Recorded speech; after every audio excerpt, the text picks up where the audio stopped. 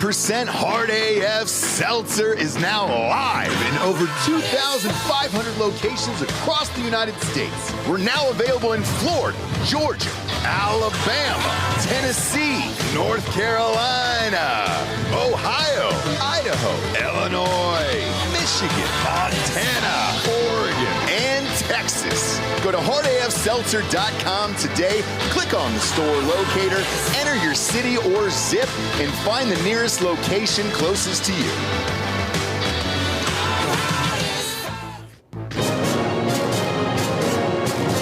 Live from our studios in Austin, Texas, this is Drinkin Bros Fake News with Ross Patterson,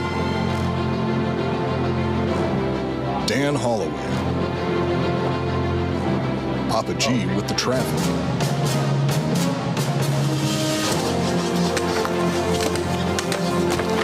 How you feel? Not good. Yeah? field reporter Hot Bob, and Delco Dan with sports. Welcome to Fake News. Yeah, welcome to Drinkin Bros Fake News, everybody, bringing you the realest, fakest news from the week. What a week it has been, D'Anthony. What a week indeed. What do you mean? My God. I don't know. A little something called the election happened. Pretty much a clean sweep across the board there for the old repubes. What are you doing over there? What is that list? We got a list of brand new stores for Hard AF Seltzer. Stop making lists. Stop making lists. You know who? Schindler. You know, yeah. Schindler. Oscar Schindler used to make lists. Sure did. And to prep for that role, Liam Neeson would actually go out and make lists He would. all the time. Yeah, grocery lists. Yep, all sorts of lists. A lot of lists. Yeah, so, I mean, he's a method guy, if you want to think about it that way. He is. He is. And whoever lived in his neighborhood is probably dead at that time, you know? Well, no, he got him out. Oh, he did get him. Oscar Okay. Schindler was the good guy. Well, I didn't know if he needed to kill some people to kind of feel more in it and then kind of get some people out of there. Like, not sure how he operates there. Before we head into the news, kids, like I said earlier in the week, passed the SEC audit for hardafseltzer.com. Next round of investing, thank you, is open to you guys. We're giving away 30% of the company to our listeners to invest in. You will own actual shares. They will ship you the contracts and everything right after you do it there, and we can all do this together. So head on over to wefunder.com/hardafseltzer to invest today. We put some new perks up here. Wait, you got Percocet? Yeah, we got Percocets on there. Fuck yeah, dude. So- on the site? No, both. we're not giving that away. I That's got both mine. in real life, and we're going to give some away. We're not giving any Percocet away. No, we're not. There's two rules. Do you know them? We're not. Well, Stay away from my fucking Percocet. Yep. And do you have any fucking Percocet? do you have any Percocet? But we are not allowed to legally do that. We can, though, give you actual cases there. So $500, we'll ship you a free case and all that stuff. Helicopter ride with Jared is on there. Oh, shit. Yeah, that's one of the perks on there. Do you want to be specific what that means?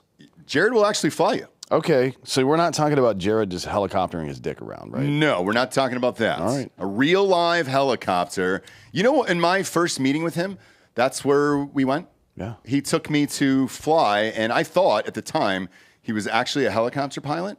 They were taking him up in 40 or 45 mile an hour winds with Pilot X. Mm-hmm. And we did it. We were up there for an hour, and I was like, man, this feels dangerous up here. When we finally landed, they clocked in at, whatever the hours were. And he goes, yeah, I'm not actually a pilot yet. Like, I'm learning to get my license, and you got to fly in dangerous conditions. And I was like, this is the first time you want to tell me this bullshit? Right now?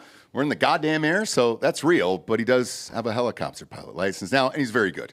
And then we're giving away ringside seats at UFC with Chuck Liddell, so you can sit with Chuck at the UFC fight of your choice. Last but not least, there's one for $50K where there's a lot of people who've asked to open up their states. That's how much it costs. And nobody ever talks about this in real life, but like with licenses and fees and all that bullshit, it takes about $50,000 to open up a state. So if we're not in one of your states, we'll actually open it up. So get together with some friends, go all in on it, and we'll open up that fucking state in 3 months. Speaking of which, Ryan Mills is here from Hard AF Seltzer. You're doing some tastings, and you got a bunch of new locations that are open there. Absolutely, yes. We're going to be doing a lot of events this month, hitting it pretty hard and heavy. So tomorrow, the 8th, on Friday from 4 to 7, I will be in Mansfield at the new HEB there. The address is 1670 East Broad Street, Mansfield, Texas. Come out there and see me from 4 to 7. We'll be giving out all kinds of goodies and handshakes and whatnot, and saying congratulations on the win. I also have an event Saturday night in my hometown at Downtown Cantina. It's a bar. They've been with us since day one, and we're going to have the new flavors there. So come by. It's 105 College Avenue in Weatherford, Texas. As well as I did post this linked on my social media. I believe I put it on Instagram at Ryan at HardAF. You can check it out for Idaho, and I'll go ahead and read these. Yeah, actually, I gave it to Bob so he can pop it up on screen there. That'll save you from reading them off. You're welcome. So Idaho is officially now open. Here are the locations. We'll post these on all social media platforms as soon as the show is over. And Ryan has to get back to work now. But we're live in about 50 stores in Idaho. Idaho just went live, and we'll be expanding after that. Same with every other state that we do. Usually starts with 50, and then 100, and then 200, and thousands and all that other stuff. But Ryan, thank you for your hard work on the election night show. You got all the seltzer and kept it cool, and holy shit, we went through a lot of it that night. Over 1,000 plus cans or something like that? I mean, it's fucking wild. But thank you. And then also, if you're watching on YouTube right now, I posted the wefunder.com/HardAF Seltzer link in the chat. So you can go ahead and click that. Let's get to the news here, shall we, D'Anthony? Meltdowns left and right. Are we calling these Trump dates? I like that. Did you name it Trump dates? Yeah, so here's just a couple, if you haven't had the time to pay attention to what's going on. Still outstanding states are Nevada and Arizona. In Nevada, he's won already. I don't know why they haven't called it yet, to be honest. It's strange. He's up 3.5 points, 50,000 votes with 90%. And all the counties except for Clark are red. Like, literally, it's the only blue county in the entire state. Clark is in at 93%. Counted, and there are only 72,000 votes remaining. He's losing Clark by about 2 points. There just aren't enough votes left, so I'm not sure why it hasn't been called yet. It's odd. Like, they would have to win 75, over like 80% of the votes, even in Clark County. That's not happening. I think he's losing like 52 to 40 or 50. What is it? Or 51 to 49 or something like that. Okay. Like, that math don't math. Arizona is at 69% counted. Yeah, they should leave it at that. Just leave it at 69. Trump's up 5.5 points, 136,000 votes, give or take. There's 1.1 million votes remaining, so technically, mathematically, it's still possible that he could lose there. But the path is extremely narrow for Harris. It appears as though Trump might cruise, actually, in Arizona by 2-3 points. Did Carrie Lake win? No, she's losing by 5, I think. She's losing by 5 points. I saw it a little tighter than that. Maybe it's down to 4 or 3.5 now. Yeah, she's trailing quite a bit behind Trump. Yeah, she's. I don't. People are like, I think they're stealing it. Like, no, this happens all the time. Yeah. When a fucking down ballot candidate sucks. If they don't like you, yeah. Like as if the whole state's going for Trump. A lot of people just go down ballot at that point. So that means they went out of their way to not vote for her there. But Arizona was all over the place, right? Like they were pro-abortion. Yeah, abortion passed. Weed, right? Yeah. No, weed was already legal. Yeah, weed was already legal there. Remember, we went to the Super Bowl. But I mean, Mark Robinson's like 20 points behind Trump in North Carolina. Yeah, he's a Hmong. Nobody's saying that's a fucking... It's just you're delusional if you think that she's a good candidate. I'll say that. But...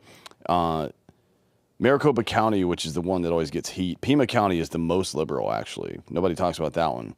But Pima County is the most liberal, but Maricopa is the one that can never get their shit together. It's the 4th largest county in the country, whatever. Went to Biden in 2020, but that was the first time a Dem had won it since Clinton in his second term, I think. And then that was the second time since...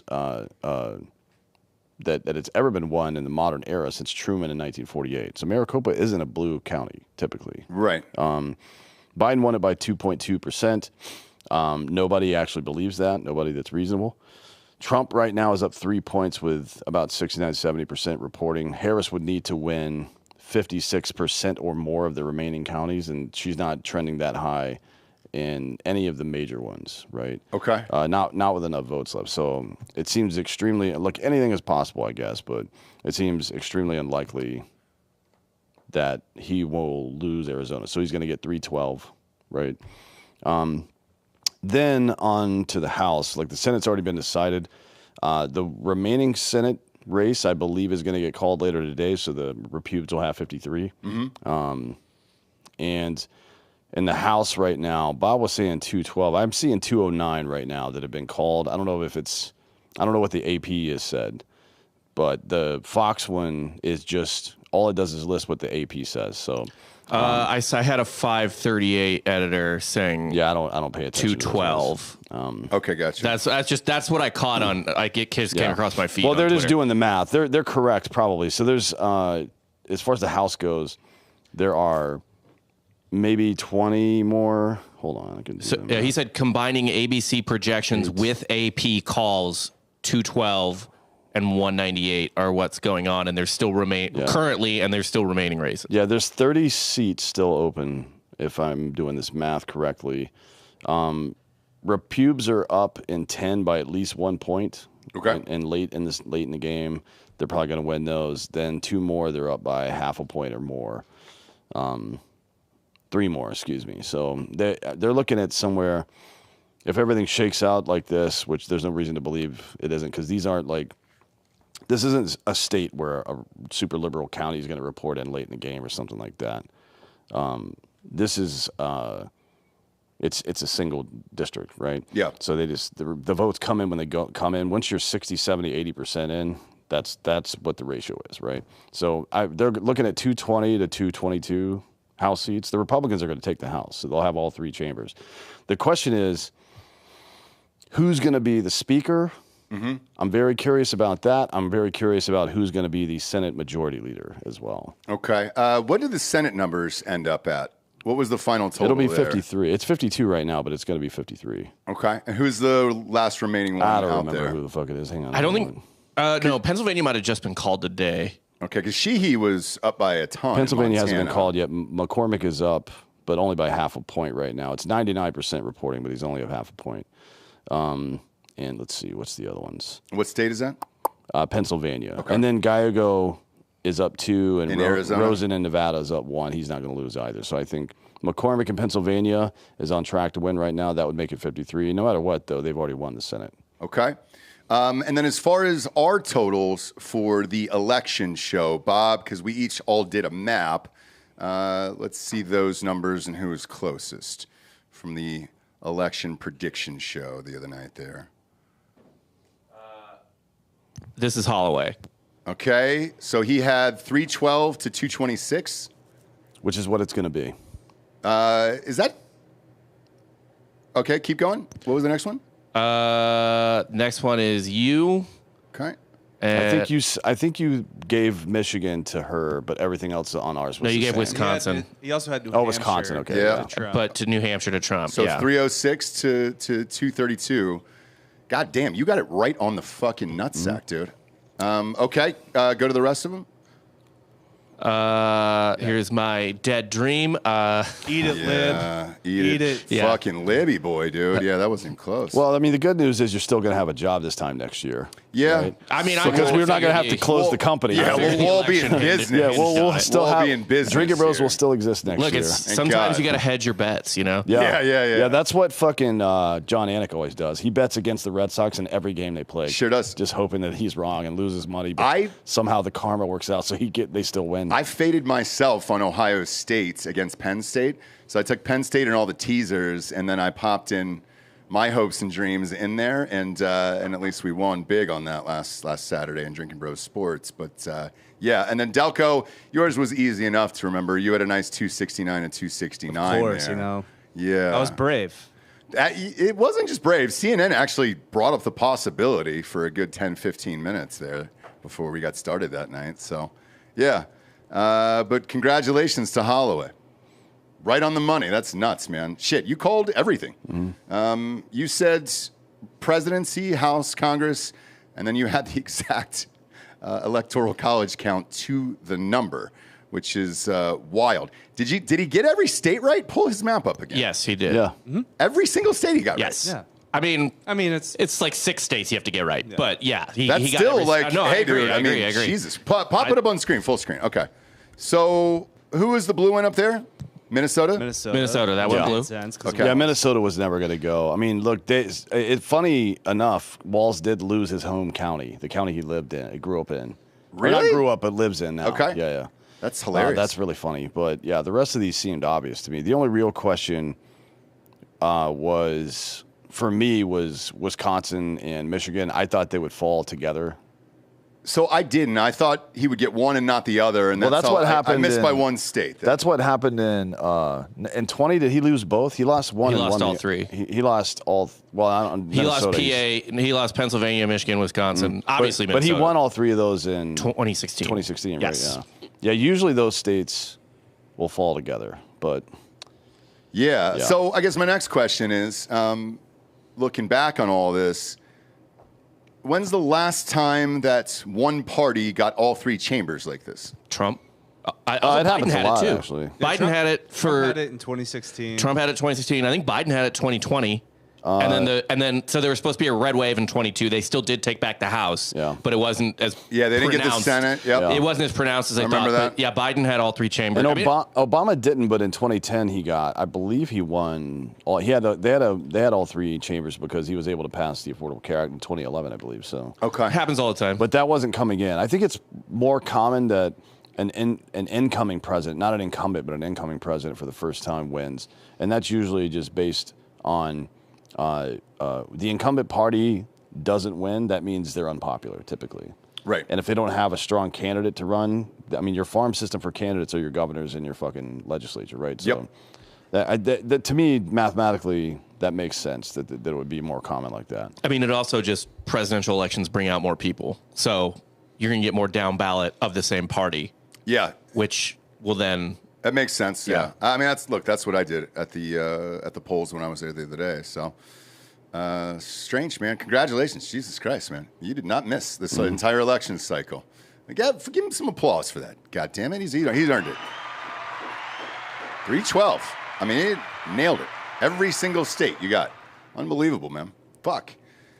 Maybe it's us, dude. I mean, I got them all right except for one in 2016. Like, maybe we're just locked into America. Or maybe 2020 was. Who fucking knows? Maybe it's luck. Maybe it's Maybelline. Yeah. You never know. Next up, Cope and Seethe. Celebrities are having a hard time right now after threatening to set himself on fire if Trump wins. That fucking moron Rob Reiner, dude, is nowhere to be found. Has he posted yet? Because that guy has posted 900 anti-Trump things every single day for the last 10 years there. Did he really say he was going to set himself on fire? Yeah. That's really funny. Is that post in there? He has not posted since. No, the he election. hasn't posted in a while. He's probably taken that one down too. He's ghost on Twitter right now. So I said this earlier on Ross Patterson Revolution. I believe Barbara Streisand deleted her entire account. Look that up because I think she's got me blocked, so I couldn't do it. Yeah, you can see everything on Twitter now. Even if you're blocked, you can see their stuff. You just can't engage with it. Really? Yep. Okay. Which is odd. But So yeah, click Streisand on it. She fucking deleted her entire account. No, she's back. Bette Midler Oh, Bette deleted her. Midler. So Okay. Bette Midler on election day in the morning sometime posted a fucking image of a champagne bottle and a bottle of Drano. And the champagne bottle had fucking Harris written on it, and the Drano bottle had Trump written on it. And my friend Sam, she's like a defense contractor or some shit, quote tweeted and said, with that GIF from fucking Caddyshack, well, and then like minutes later she deleted her account entirely. So maybe she's dead. Yeah, There yeah. it is. Oh, from Caddyshack. Yeah, I love see? that. We're waiting. We're waiting. Man. Yeah. So maybe she's dead. Nah. Maybe No, she drank she's- the Drano. Well, there. maybe, yeah. Yeah. Among those who threatened to leave the country Yep. In the event of a Trump victory, again, I like to just we do this every couple of years. Sure do. Every 4 years we do this. I think it would be good if the people who threaten to leave the country, if the other side won, if all of them from both sides would just leave, then we'd have a lot less weak people. I'll say that. Jimmy Kimmel, who was crying on his late night show last night. Amy Schumer, who can't cry because she had her tear ducts removed, I think, and some kind of weird face surgery. Yeah. Cher, George Lopez, I think Clooney as well was on that list. Sam Jackson, Bryan Cranston, Barbra Streisand, Whoopi. Whoopi Goldberg. Was she on The View today? Chelsea Handler. Oh, yeah. Yeah, I'm surprised they didn't take a day off. You can't.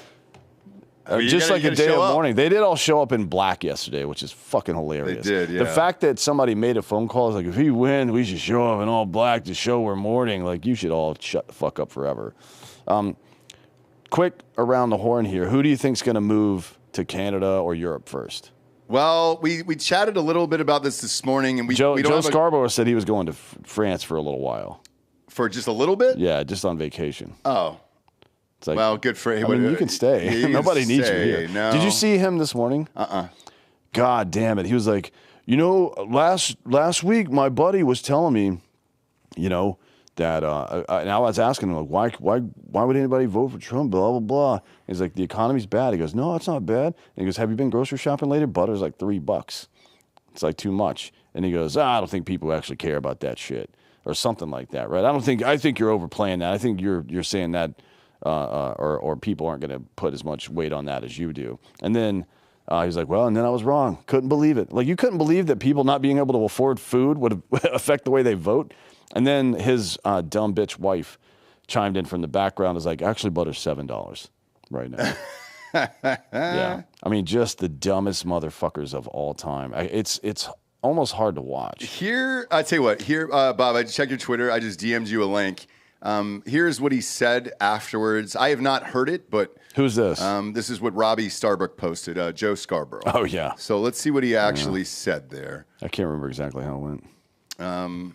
Yeah. Matt Bai writes in part, I do think the prosecutions fed a narrative of Trump as a victim. I also think Democrats dug themselves into a hole on cultural issues and identity politics. Trump's vicious transgender ad in the closing weeks, she's for they, them, he's for you, was probably the most effective of the cycle. I think that probably landed with a lot of traditionally Democratic voters who feel like the party is consumed with the cultural issues, while the economic issues don't really change. I think people needed a reason to feel good and hopeful about voting for her, and absent that, a lot of frustrated voters apparently decided to go with the guy who wants to burn it all down. Let's dig a little deeper, because you have that stacked on top of what happened on college campuses this fall, stacked on top of what's been happening on college campuses over the past 4 or 5 years. I have said this on the air, and every time I've said it, people said, oh, you're just saying that because you're a white conservative. No, I'm just saying it because every Democrat that we have ever sat down with dinner with over the past 5 years who have kids that go to colleges say their kids are afraid to speak in class because they'll be canceled. Let me say that again. And they're all Democrats. Everybody that we've had dinner with, if they have a kid in college, you can go, how are the Red Sox going? Yeah, fine, yeah. Sitting there eating. Beautiful day today, wasn't it? Yeah. My daughter at University of Virginia, she's afraid to raise her hand in class because if she says something that's politically incorrect, she will immediately be canceled. She'll be shunned from class. She'll be destroyed in social media by noon. So they just sit in class quiet. Now, if any of you, which camera? Give me a camera to look at. Boom! Oh, look at that one. If any of you out there say, oh, that's just like a conservative, white, Southern guy, da-da-da, that's what you're losing. That's what you're losing. Because that's what I heard. And I didn't hear it from Republicans. I didn't hear it from Trumpers. I heard it from Democrats over the past 3 or 4 years. Their kids were afraid to talk in class and say something unpopular because they would be canceled. And it's an epidemic. Willie will tell you it happens in New York City schools. It happens in colleges. And all of this adds up to people going, come on. Come on, this is crazy. Yeah. And Mike, it's having an impact from, again, the trans ad to, the athletics. And by the way, as we've said on the show 1,000 times, Democrats should be smarter on the women's athletics thing. 85% of Americans oppose men transitioning after puberty and competing against women. And I'm not just saying this the day after the election. I've been saying this for years. This is not a hard call. You can show compassion and you can show grace. And as the Republican governor of Utah said, let's figure out a way to do this. But one way we don't do this is by allowing men who transition after puberty competing against young girls who have been working their entire lives to be as good as they can be, and then they get destroyed in the pool, on the track, et cetera, et cetera, et cetera. Interesting. It's almost like we've been saying that for the last 4 years on this show, word for word. And yeah, I think that had a lot to do with it. But there's a lot of stuff, like the thing about colleges and the woke agenda and all that other stuff. It is true. We even saw it with those Israel, Palestine, kids arguing and all that other shit. It wasn't just the kids. Remember, the heads of the schools, the presidents of those universities also got fired for taking a stance one way or the other and all that other shit. Yeah, dude, people are over it. Also, to go into those schools, like a Harvard or whatever, a lot of Democrats paying for those educations for their kids. They don't want to see that shit going on there. So, yeah, I think it was just a culmination of what you said earlier about the food prices and gas and everything else. And then on top of all the woke transgender bullshit, I just think everybody was over it at the exact right time. And this is what happened here. This was the end result. Yeah, by the way, that what did he call it? The Trump she's for they, them, Trump's for you. Mm-hmm. I think our buddy Tyler Fisher actually coined that phrase. The comedian. Oh, he did? Yeah, he was on Rogan again recently. I think he's got a special coming out soon. I think it's just on YouTube, actually. Very funny guy. Well, yeah, he's really everybody's going to YouTube these days, yeah. Right? It's essentially a promotion for your stand-up, so you can sell more tickets and everything. Yeah. So I understand that. Yeah, Rogan mentioned it on his show. It's like fucking super. He said it was super funny, so definitely check it out. I don't know where it is, though, so go follow Tyler on Twitter or Instagram or some shit. He posts a bunch on there. Well, I know here in Texas, with Colin Allred and Ted Cruz, the exit polls and all that other stuff, everybody said that one commercial where Allred trucks that girl, remember we showed it on the show, Dan, where he knocks that girl to the ground on the high school field and then standing over her. Like that one campaign commercial, they said shifted to a Ted Cruz, because Cruz ended up winning by a lot at the end of the day. It was supposed to be close, and I know Democrats had dumped a bunch of money in there, but he ended up winning pretty easily by the end of the day. They said that one commercial was the most impactful. So, yeah, I understand it. As far as behind the scenes, what have you heard? Has Trump started the team behind the scenes and all that other stuff? One would imagine he has. Yep. Because he doesn't take a day off, that fucking dude. So what have you heard behind the scenes of what positions they're already looking to fill? There's a couple of candidates for Attorney General that they're bouncing around right now. Is one our boy from Missouri? Yeah, Andrew Bailey is the one I would love to see, obviously, because he's been the most effective Attorney General at using litigation to stop the government from doing stupid bullshit, right? Mm-hmm. So I think he would be very good at that. He would be a good person to put in place to make sure, look, there's going to be some litigation between the states and the federal government soon about FEC violations and shit like that. All the way back to 2020, like Pennsylvania changing breaking its own constitution and changing its fucking election law 6 weeks before an election in 2020. Somebody's got to pay for that. So yeah, I'd like to see some of that. And then just generally, somebody with some balls has got to get in there and weed out all these, thousands and thousands and thousands of people need to be fired from the federal government, right? So it's a big job. We'll see how that goes. They're rolling around a couple of names for SecDef. I won't mention any of those because it's still pretty preliminary. Yeah. Okay. Yeah. There's a lot of conversation going on right now, meetings and such, and I think we'll start. You know how this works. In a typical post-election scenario, what a smart transition team would do is start leaking names like, oh, the campaign's thinking about this person, and then see how the public reacts, see how Senate reacts, because if it's a confirmable position, and then blah, blah, blah. Not sure Trump's going to give a fuck about that. He's not planning on doing anything normal this year. Well, because he's got 4 years. So you gotta go for it at this point. Yeah, and also he's not using the traditional process. Usually there's a government team that helps you with the transition to fill all the, not just the cabinet stuff. That's the normal team always handles that, but all of the fucking bureaucratic positions. Yep. Right? And Trump has people like RFK and Tulsi Gabbard advising him on that, not bureaucrats in the government. Or lobbyists. And he did say that was one of his biggest regrets from the first presidency was, not really understanding how to govern because he wasn't a politician. And that transition team that you just mentioned, who typically floods the office and all that other shit. They're just a bunch of bureaucrats trying to get their friends hired. Right. That's usually all it is. Right. So you're going to see, instead of that, you're going to see, and by the way, Vance is going to be on that as well. He's going to be helping with that. You're going to see Vance. You're going to see Vivek Ramaswamy. You're going to see Tulsi Gabbard. You're going to see RFK. People that think of it as like, and this is kind of reductive, but think of it as, just 5 points that he really wants to hit on. National security is one, right? That's why Tulsi's there. He wants to hit on the health thing specifically, not just vaccines. Everybody thinks of, or for a long time, a lot of people just thought of RFK as a vaccine guy or an anti-vaccine, whatever, however you want to frame that.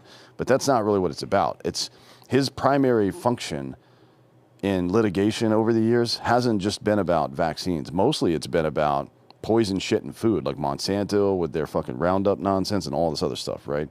So military or just national security, not just the military. And then, making America healthy, getting rid of all this bullshit. For example, Fruit Loops has 17 ingredients. In the U.S., it has 3 in Canada. Why? Okay, yeah, why? Yeah. We put weird food dyes in it to make it brighter, like the Canadian version isn't as bright. And I guess they think in a marketing department and whatever fucking company makes that product that kids won't eat the sugar if we don't do that, right? So tackling stuff like that. Ramaswamy, I think, will probably work in conjunction quite a bit with Elon Musk and Ron Paul on government efficiency specifically, but both economic and bureaucratic. Both of these men have run very large businesses, right? And Elon's, over the last 3 years, the way he's run his businesses, the ups and downs, the hirings and firings, all the stuff, because he laid off a bunch of people. Yep. At not just Twitter, but at Tesla. At right Tesla before as well, that, right? yeah. Yep. So the company, like, people like to think of him as somebody that came in and just brutally fired everybody at Twitter, but he did that at his own company before as well, right? Yes. And it's just for efficiency's sake. So mapping that stuff onto the government is a really good idea. So you're looking at the major points, all of the fucking populist stuff, the anger that people have. I think David Sachs might be on board with that as well to some degree. If you don't know who he is, fucking wake up. Yeah. What is it, All In podcast? Yeah. But he's made a couple of bucks in his life. He's made a few. Very smart He's man. made a few ducats. Very smart man. And I'll tell you this as well. Well, let me get back to it. I think Tom Homan's going to be involved in that. He's the former acting ICE director. He's that guy you see on TV on 60 Minutes a couple weeks ago. They're like, what exactly did they say? I've got it here. Let me grab it real quick because it's so goddamn funny. While you look for it, I'll go ahead and tell the audience this. We're also having Vivek's business partner on the show in January. He was the former president of Budweiser. Yes, the actual Budweiser. And he had left, I think, 6 or 7 months before the Dylan Mulvaney thing happened, because at the time, behind the scenes, he's got a book about it that's coming out in February, and I think it's The Rise and Fall of Bud Light is the name of the book, actually. Yeah. I don't know if it's available for pre-sale, but we chatted with him for maybe an hour and a half about it. He saw the writing on the wall of what was happening behind the scenes at the company and all the DEI shit that they were imposing over there, and he stepped down. Yeah. You don't step down from a job like that because you get buku bucks. Stock. You get paid, Yeah. like, all your bonuses for the most part are paid in stock. And then every couple of years when you have a good year, the company will do a stock buyback, where the company buys stock back from the people they've issued it to inside the company, and a lot of people see it as like, oh, it's just corporate greed. It's like, no, they were going to pay you a bonus anyways. They just used it that anyways. Yeah. So Homan goes on 60 Minutes, and it was during that they were like, Trump can't possibly think he's going to deport 1 million people or whatever. That would cost $88 billion. Just incredulously asking this Homan guy these questions. And he's like, okay, well, how much is national security worth to you? We spend, by the way, fucking almost $1 trillion on defense every year. It's our biggest expenditure. And not for any real reason, except for to make people rich, right? But anyways, she goes on to like try to moralize the issue. Is like, is there a way to carry out mass deportation without separating families? And Homan just dead eye stares her right in the face and says, of course there is. Families can be deported together. Yeah. And that's the guy that I want in charge of my fucking immigration system. Mm-hmm. That's it. That's it. Right? That's it. And I think this 3-month layoff, if you want to call it that, or 2 months, actually helps Trump because people will start self-deporting. I'm telling you, I'll set up some meetings with some of my people at Border Patrol. But this happened in 2016 or in 2017. Well, late 2016. So you can track the numbers. I think I don't remember exactly when it began, but sometime right before or very early in Trump's presidency, border crossing even attempts went way down. Yeah. And people started leaving as well.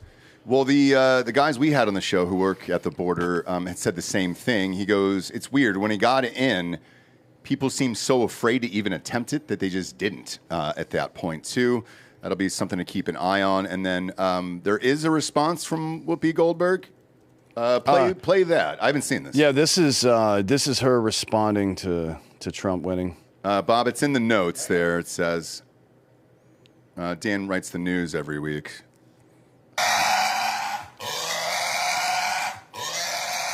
Yeah. Beautiful. Yeah. So she had a tough night. Yeah, she had a tough night. Tough night. She was really going through it there. Yeah. Tough afternoon. Tough everything there. Tough brunch. Yeah. Whatever. Yeah. I thought it was going to be the Diddy audio. No, I was shocked that it wasn't, dude. Because all I can see is the link over here, and I'm like, God damn it, dude! They're going to give me that fucking Diddy audio today. I don't need it. Bob showed me a kimono dragon who had ripped a person's legs in half earlier. Didn't need to see that either. That'll bring us to our first sponsor of the show, our title sponsor, ghostbed.com/Drinkin Bros. We told you guys, look. GhostBed is always in the know. They were trying to help you out with the economy and all that other stuff. And they said, look, at 50% with the promo code Drinkin Bros off at checkout might drop now that Trump is in. Yes, it did. It dropped to 40. It's still a huge savings, but they knocked 10% off thinking the economy would turn around. But in all sincerity, GhostBed, thanks for doing this anyways for the last 9 months. I'm sure those margins weren't sweet for your company. So go out and support them. They've supported our show for 8 years now at this point. Go to ghostbed.com/Drinkin Bros. All their products are made in the United States. Best mattresses, pillows, sheets, adjustable bases. I own all of these at my house, and they're in every single room. Even my kids' beds are GhostBed. I love them.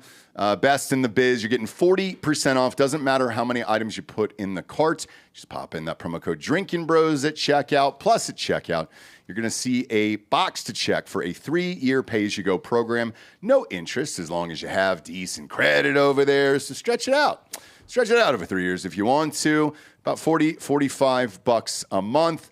Christmas is now right around the corner. We've been amped up for this election, but we're about 6 weeks from Christmas. Great big ticket item to get you and the missus or the misters. We won't kink shame on this show. If you want to head on over to ghostbed.com/Drinkin Bros. Next up, Stephen A. Smith. Blast Oprah and Big Mike. I haven't seen this either. I've been sleeping. We've been going hard here for the last few months for this election, so I've not seen these. And I'm amped to see the reaction. Those who endorsed Vice President Kamala Harris tried their best to get their candidates' votes, but the vice president came up, well short. President-elect Donald Trump has been elected the 47th president of the United States, becoming the first person to win the election following a loss since former President Grover Cleveland. Yeah, put some respect on Grover's name. Yeah, Grovey, dude. However, ESPN pundit Stephen A. Smith was not fond of the tactics of some of the Harris supporters.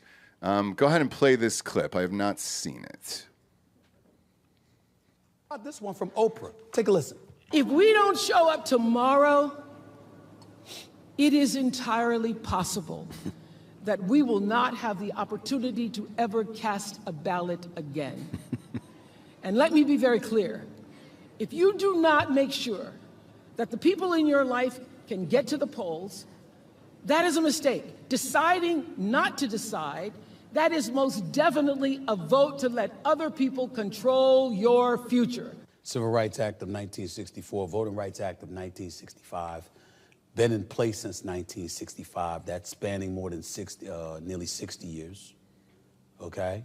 And you're gonna look an audience in the face and you're going to tell them that if you vote for Donald Trump, you may not ever be able to cast a vote again. Who believed that? Who believed that coming from Oprah? Truly, who believed that?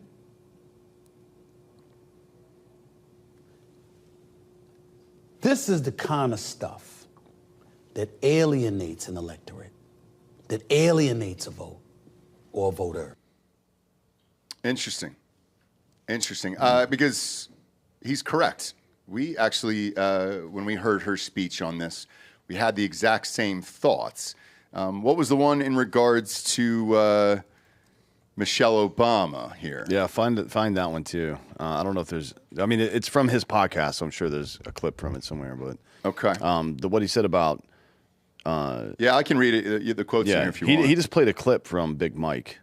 Oh, he did on his show? Yeah, same as that one. He just played that clip, and it was Big Mike saying to black men voting for Trump that's a vote against us, meaning black people or black women or something. I don't know what she meant by that. And then Stephen A. says, so if we don't agree with you, we're against you. Like, how do you think men felt about that? So we have to do what you tell us to do. Otherwise, we're anti-you. You thought that worked. Do y'all know anything about men, about most men? You think that's going to work? Same thing with Obama. Mm-hmm. He didn't mention Barry Jive-ass over there, but that was the same thing where you had that little fucking he was holding court in that corridor right there. And but Stephen A. Smith actually said that about Obama a few weeks ago, where he said, "Hey, dude, you can't say that either. Like, you can't tell us. You're essentially telling us who to vote for, and that we're too stupid to make up our own minds to vote for a different candidate. Should we choose here?" Interesting, but yeah, look, I think everybody on that side is kind of searching for answers right now with a clean sweep across the board, and they just don't understand how it could have happened, where we all do. I mean, obviously the economy's first, I think. Mm-hmm. The rhetoric is probably later on down that list, but... Well, the rhetoric is just ineffective. I don't know. I'm sure there are some people that it pushed away, but really the point is that it's ineffective, right? But they learned to count on it. They learned to count on it because the media amplified it for 8 years, 10 years against Trump. Every fucking... I mean, I guess it started in 2013, although Trump kind of started himself by being a weirdo about Obama's birth certificate and shit. But yeah, they did this to themselves. It's so weird. It's like that meme. I think somebody mentioned it the other day. I can't remember who it was.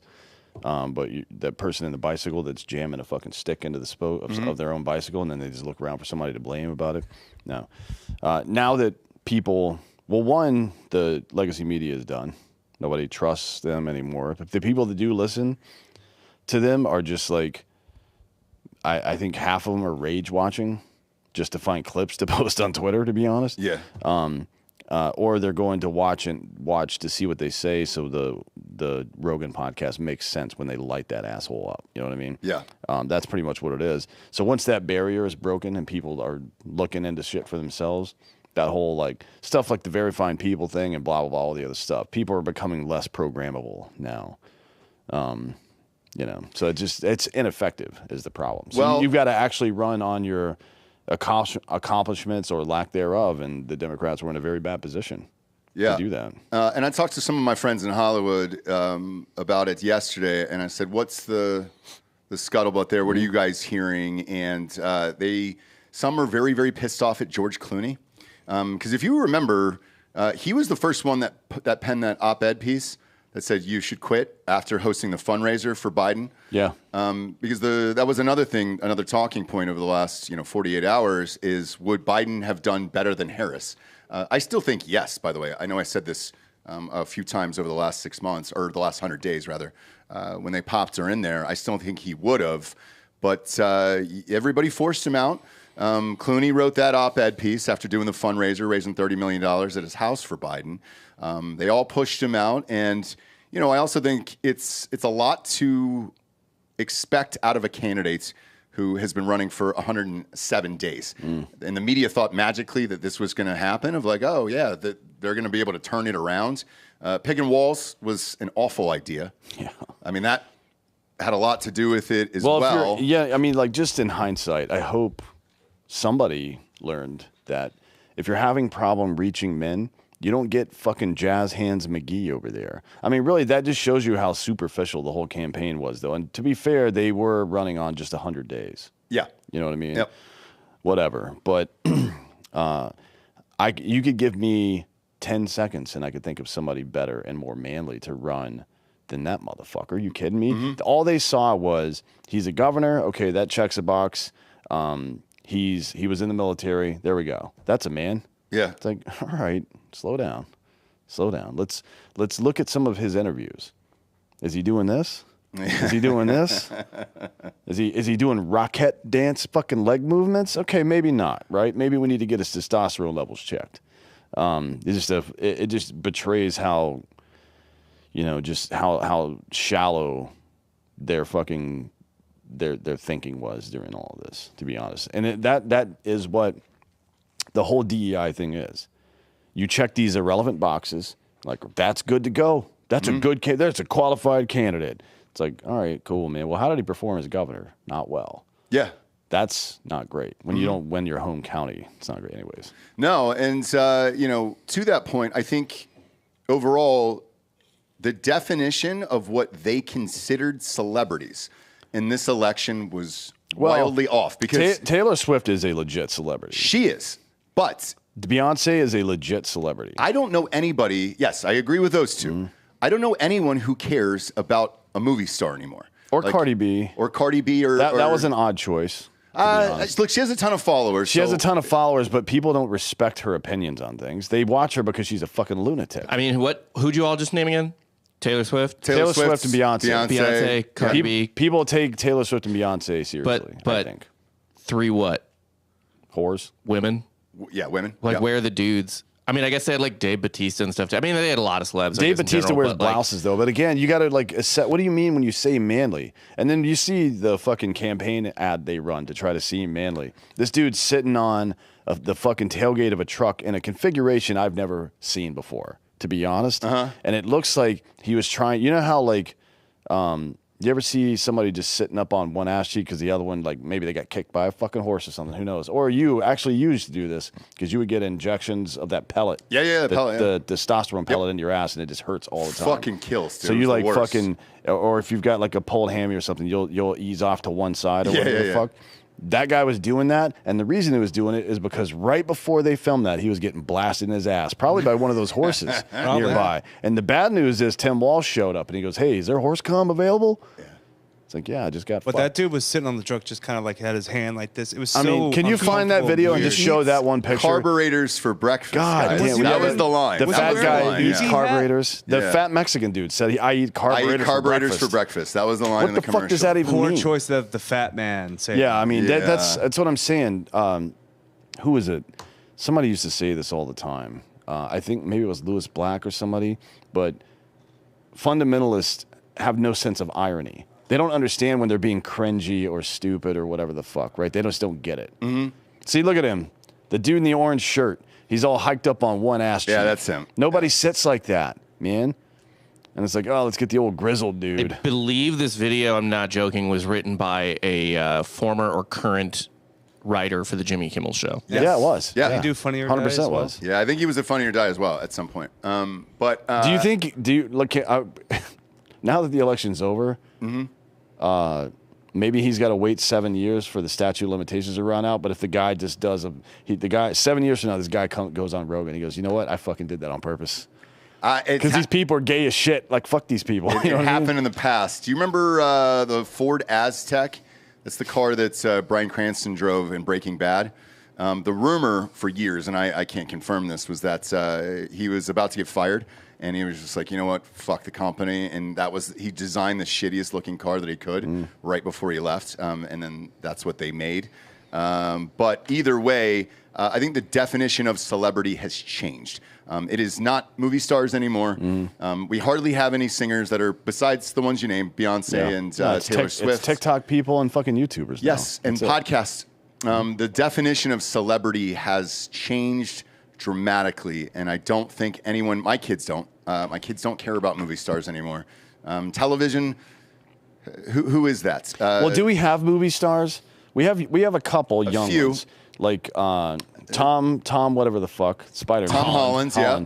He's a very likable person as well. I like Tom Holland a lot, yeah. I think Chalamet is a star, and he's a very likable person as well. He showed up the other day to his own fucking lookalike contest, and started shaking hands and hanging out and drinking with people. Really, really funny. He's a fun dude. People seem to like him. But that's two that we can name right now. The fact that you can go down a list and name two and start describing why they're cool instead of just listing 30 of them in a row, like go 80s. Movie stars. Oh, it would be endless. Stallone. Yes, I mean, there's so many fucking Bruce movie Willis stars back then. Yeah. I mean, there's plenty of fucking superstars right now. Let's like not, who? Undersell Chet Hanks. Chet Hanks isn't an actor, but or a musician. Or He is an actor. He's in stuff. Yeah, he's acting like he's a musician. Yeah, he pops up as a joke in a cameo, like from time to time. But female side, you know what? I'll throw Glenn Powell in that mix too. I think he is now. He's a movie star now. He is now. So for sure. if you're naming young ones, I just found a list under 35. How old is Glenn Powell? From 6 months ago. Efron was, but he kind of fell off. Right? But I think maybe he got revived by the fucking Iron Claw movie. Yeah, maybe. No, not Iron Claw. The one. God, what's the other? The wrestling movie. No, the one where he plays the fucking serial killer. What the fuck is it? Bundy. Oh. He didn't play Bundy. No. Who was Glenn it? Powell. He played like a hitman. No, he's talking about Zac Efron. Efron. Yeah. Oh, yeah, he played Bundy. Yeah. The handsome one. Yeah. Anyways, who else is on the list? So here's this list. It's male and female. Margot Robbie. Yes. Damn, she's not 35 yet? No, but she's she's over 35. She just had a baby. This is from 6 months ago, so Okay. maybe she just turned 35, but she's right there. Chalamet, Zendaya, Austin Butler, Jennifer Lawrence, Sydney Sweeney. Yep. I think is a big one. I don't love this one, but this is something that would resonate with people a lot younger than us. Jacob Elordi. But we know. I don't know. Who's that? It doesn't matter. But we know Sydney Sweeney's family is like full on. Right. And so, and Bob, I'm actually glad you brought up that Wait, did list. you say Sydney Sweeney's family's full on MAGA? Yes. Oh, cool. Yeah, they are. Good for her. Yeah, they are. Good for her. Look, those are you can't get titties like that in communism. No, you sure So, can't. yeah, there's not enough food out there. But what's interesting, Bob, is that list you just named. Yeah. To my knowledge, none of them campaigned for either candidate. Not one of them. No. And Zendaya would have been the most likely one too, but she's dating Tom Holland though. So well, he's British. She doesn't care. It's not that, but I'm assuming behind the scenes there was probably a conversation that said, "Hey, did we talk about politics? Because it's going to fuck one of us over and maybe not do it." So out of that entire list, they did not come out and endorse candidates or anything else. So it's just a different shift into what celebrity is these days. And it seems, looking back on it, like Vance doing, Theo Vaughn and Joe Rogan and all that other stuff, like that's probably where 2028 will land. Now, Well, has anybody? We've got some meetings on deck potentially at the White House. So it's just changing what it is. Like Paul Rudd was at Villanova, by the way, handing out waters and line and cookies and taking pictures with people and all that other shit. But we forget Paul Rudd is like 56 years old. Like that doesn't necessarily resonate with college kids or voters that young anymore. Yeah. So nobody cares. Nobody knows who those people are, to be honest. Yeah. They just don't care. And it's just a total shift of what the definition of celebrity is now and where you should be going and talking to and all that other stuff. So look for that in 2028 as well, or potentially in the next midterms. Has anybody checked in on on Mark Ruffalo. Oh, boy. He's going through it. He was another one who was just like, I'm leaving. Yeah. I'm surprised he did that because he's pretty outspoken against the current administration He for how is. they handled Gaza. Correct, yeah. I was shocked that he did that Avengers ad. Remember we played that on the show a few weeks ago? Did he say anything afterwards? He hasn't posted. Huge shock. Huge shock. But we can get to some happier shit here. We're back to gambling, having fun. America's back, baby. So is mybookie.com. Promo code Drinkin Bros doubles that first deposit all the way up to $1,000. I've been good on the fake news show's predictions here. We won a big one on Monday night. We got 500 over there. If you want to see the actual bet slips that we post, by the way, that I post, they're in Drinkin Bros Sports on Facebook private group. That way everybody can talk shit and not get butthurt about it, and then also see these actual bet slips here. The biggest one, obviously, was Trump's for me. We'll go into we'll go around the horn here. I'll text you that picture, Bob, for Trump's, so we can post it up on the feed here. But we got the Ravens against the Bengals tonight. D'Anthony, who you got in that one? Man, hold on, let me see. Looking at the numbers. Enhance. I'll take Bengals. I already bet it. I took Bengals plus 6.5. Okay. I think it's too many points. Bengals offense looks good right now. And the thing that they're weak on, I believe I said this before, is their pass rush defense, or their pass blocking, and the pass rush of the Ravens is like bottom third in the league. They're just not doing a great job of that. So yeah, I think the Bengals will score some points. Yeah, I'm rocking with you this one. My bookie's got some awesome teasers, so maybe take the over. I was going to say I'll do what I did on Monday night with the Chiefs game. Give me Bengals plus 13.5, then I'll drop this over down to 45.5. Bingo, bango, Dodge Durango. That should hit tonight. And Bob, I'll text you these Trump ones. Tell us about the rakebacks there for the audience, for the day one homies, what they're doing over there. Yeah, sometimes you have a bad week, and MyBookie will toss you some money back if you do. It's called a rakeback if you're in the MyBookie Plus reward system, which you are if you are a regular customer. Whether you didn't have to sign up or anything, you're just a regular player, you will eventually qualify for it. They'll toss you some money if you didn't have such a good week. And yeah, that's basically the whole rakeback system. The whole MyBookie Plus reward system is awesome and just lets you just rewards you for being a regular player. Yeah. And you can throw some action on it and at least feel alive inside. So I did it on election night. We were live, so we didn't get to post it there. Bob, I just texted you those slips because I did post them in Drinkin Bros Sports over there. It's not just sports. They've got casinos on there where it's live. So you're playing against real dealers, not computers or any of that other stuff. And then also you can bet on politics, not just in the United States, but also overseas and all that other stuff. You can pop that up on screen there. So put the first one up. I took Trump. This was Dan's bet, so I'm gonna praise you for this. You can praise me by giving me a percentage of your winning. No, I'm good. I'll take you to dinner. I'll take you to dinner for it. I don't want to be in public. That's true. I'll bring dinner over to you then. There you go. I'll bring it over to your house. Yeah, and so you can stand outside of the window and watch me through the window as I eat that dinner. Yeah, I'll eat both dinners while you watch from through the window. I'll put a chair out there for you. You've been, and here's the thing, and the reason why I wanted to post these today, because you've been correct this entire election cycle, down to the exact number in the Electoral College, which is fucking insane to me. I mean, you picked every state. It's impossible there. So I rode with you on this. However, I did not believe in this. It was a max bet because it hasn't happened in 20 years here. Yeah. So it was Trump to win the popular vote overall, and it paid off at 2-1. So that's Actually, $500. you didn't win this. I didn't win this? As of right now, because you have a line on that. Trump popular vote 0 to 2.49. He's currently up 3.3. Yeah, but it's projected to finish. It's projected to finish at somewhere between 0.8 and 1.4. Okay. Yeah, that's what I've heard. You're gonna yeah. win Yeah. for sure. Okay, yeah, but it's but not right now. Yeah, you can't cash that one in yet. No. So it hasn't cashed yet, and the listeners were asking me. So I said that hasn't cashed yet, and it probably won't for a few weeks until they get every single vote in. So if you're out there and you bet this with Dan and I on the show, this is why I wanted to post this here. It will hit, but you've got to wait till all the votes are counted. And as we stated earlier with Arizona and all that other shit, like they're taking their sweet ass time with it. Now, the other one already cashed. You can pop that one up on screen there. The max bet on this was $7,500. I went all in. And the irony of it is, and this is why I wanted to show it, the payoff was 45.45. Obviously, Trump was 45th president of the United States. So that came through. Apologies to my bookie there for hammering you on this one, but let's face it, you took it back from me. Some NFL weekends. Holy crap. Oh, that Oregon Ohio State game. Jesus Christ. That took it back as well. So we're up. We're up for the season. We're up. Next up, Leticia James is big mad. New York Governor Kathy Hochul and Attorney General Leticia James, who've spent years prosecuting and disparaging Donald Trump, vowed to fight back against any potential revenge or retribution that may be coming their way now that President-elect Trump will be returning to the White House.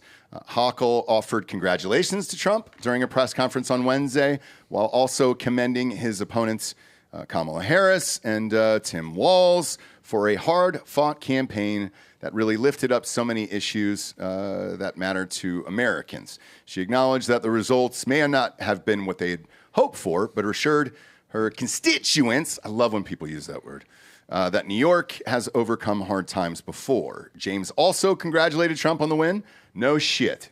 Did she really? I mean, she's got to say something nice because she's going to be in jail soon if she doesn't. Wow. Like there's that. I'm shocked by. I had a conversation with a mutual friend of ours the other day, and they seem to think that a lot of people are going to be losing their fucking law licenses across the country for this lawfare stuff. As well they should, in my opinion. And Leticia James is going to be one of those. And you can't hold, well, I mean, anybody can hold the office of Attorney General should you be elected to it, but prosecutors and district's attorney cannot. They have to have a legal law license to be able to do that. So some people are going to lose their jobs over this, for sure. Interesting. Interesting. And then, as we said yesterday, the DOJ and Jack Smith are winding down all those cases because that was breaking news on our show yesterday. So what does he do? I mean, do you go after Jack Smith as well? Yes. Like, what do you do? Yeah, I would. Yeah. I would. Look, I wouldn't make it a big part of the transition or the early part of the term or anything like that, but certainly you got to hold people accountable. Now, there are people talking about having military tribunals for a bunch of people and shit like that, like people that were in the Defense Department. I don't know about all that shit. That kind of has a dictatorial feel to it, to be honest. I don't know if I would be okay with that.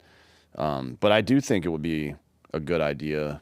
Well, look, I mean, these things have been handled differently over the years. Even George Washington dealt with the Whiskey Rebellion. He let the military tribunals go on and people get convicted of stuff, and then he basically pardoned all of them, right? Okay. It's like, all right, we're starting the country over now. Don't pull that shit again. Wouldn't be the worst thing in the world to let someone like Milley get convicted of something and then not pardon, but commute his sentence, right? Okay. Whatever it happens to be. There's not going to be any death penalties. That's not happening. So let's go back to the convicted felon thing that they were really amped to run on this entire election cycle. What happens to those charges with Leticia James then? Does she throw those out? Because I'm sure he's going to say, hey, fuck you.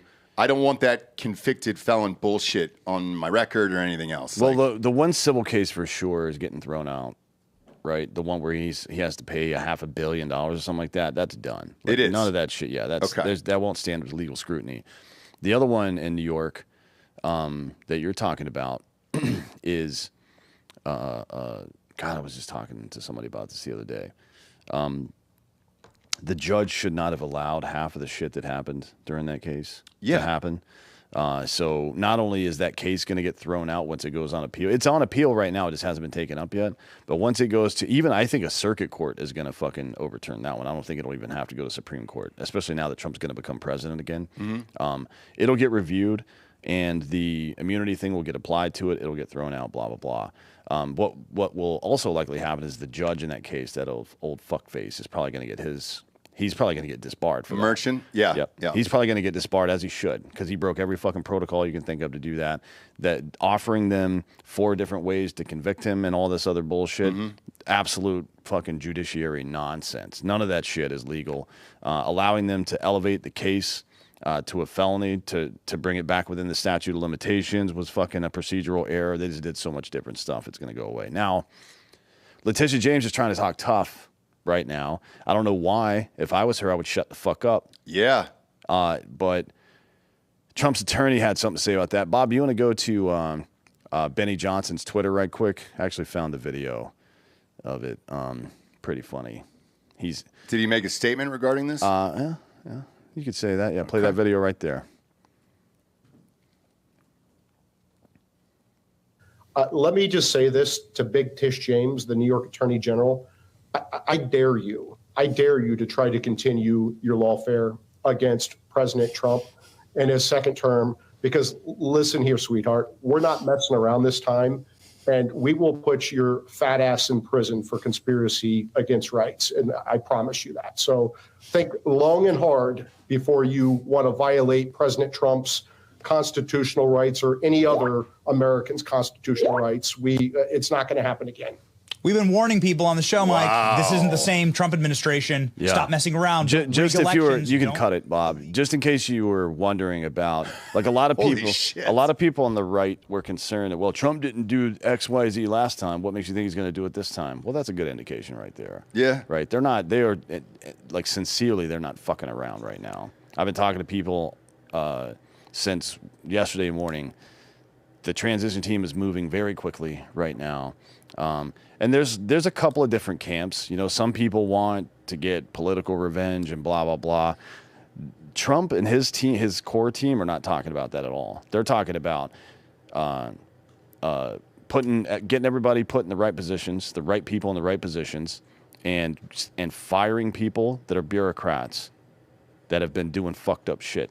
And J.D. Vance was on Tucker the other day talking about this. Maybe I think it was it was a couple weeks ago, actually, but they just, I think, replayed it yesterday. Like, these people have to get fired. The president gets elected, right? And he is in charge of the goddamn executive branch. And if you are an employee from a secretary or a division leader all the way down to the fucking janitor, and you do something that the president doesn't like, fire them. Yeah. Your job is to do what I fucking tell you. If you don't agree with that, go work for somebody else, and you can wait for the next administration to come in.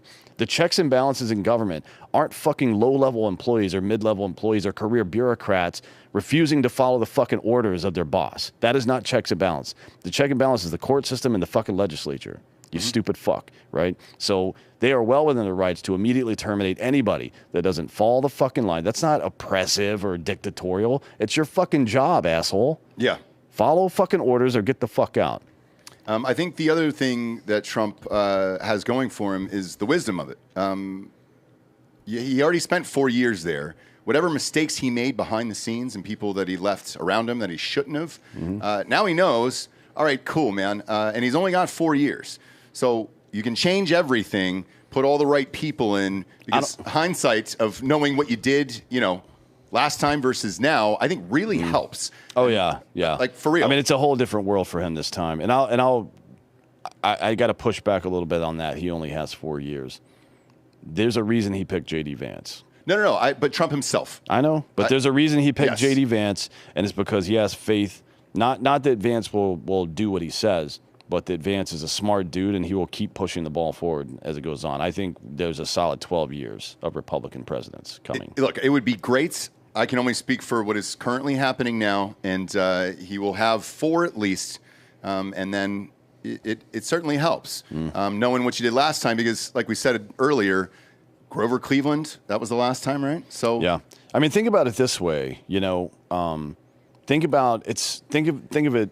This is a good metaphor for it. I was thinking about this. I got really high last night and I was watching cat videos. And one of them, you ever seen that one where the cat jumps at the ceiling fan? Yeah. And trying to jump onto it, but it's moving and he just gets rocked out of the way. It's really funny. Yeah. I was thinking about that. I'm like, that's a good thing because, and you can do this at your home, a little practical, hands-on experiment if you're a kinesthetic learner. Turn the ceiling fan on high.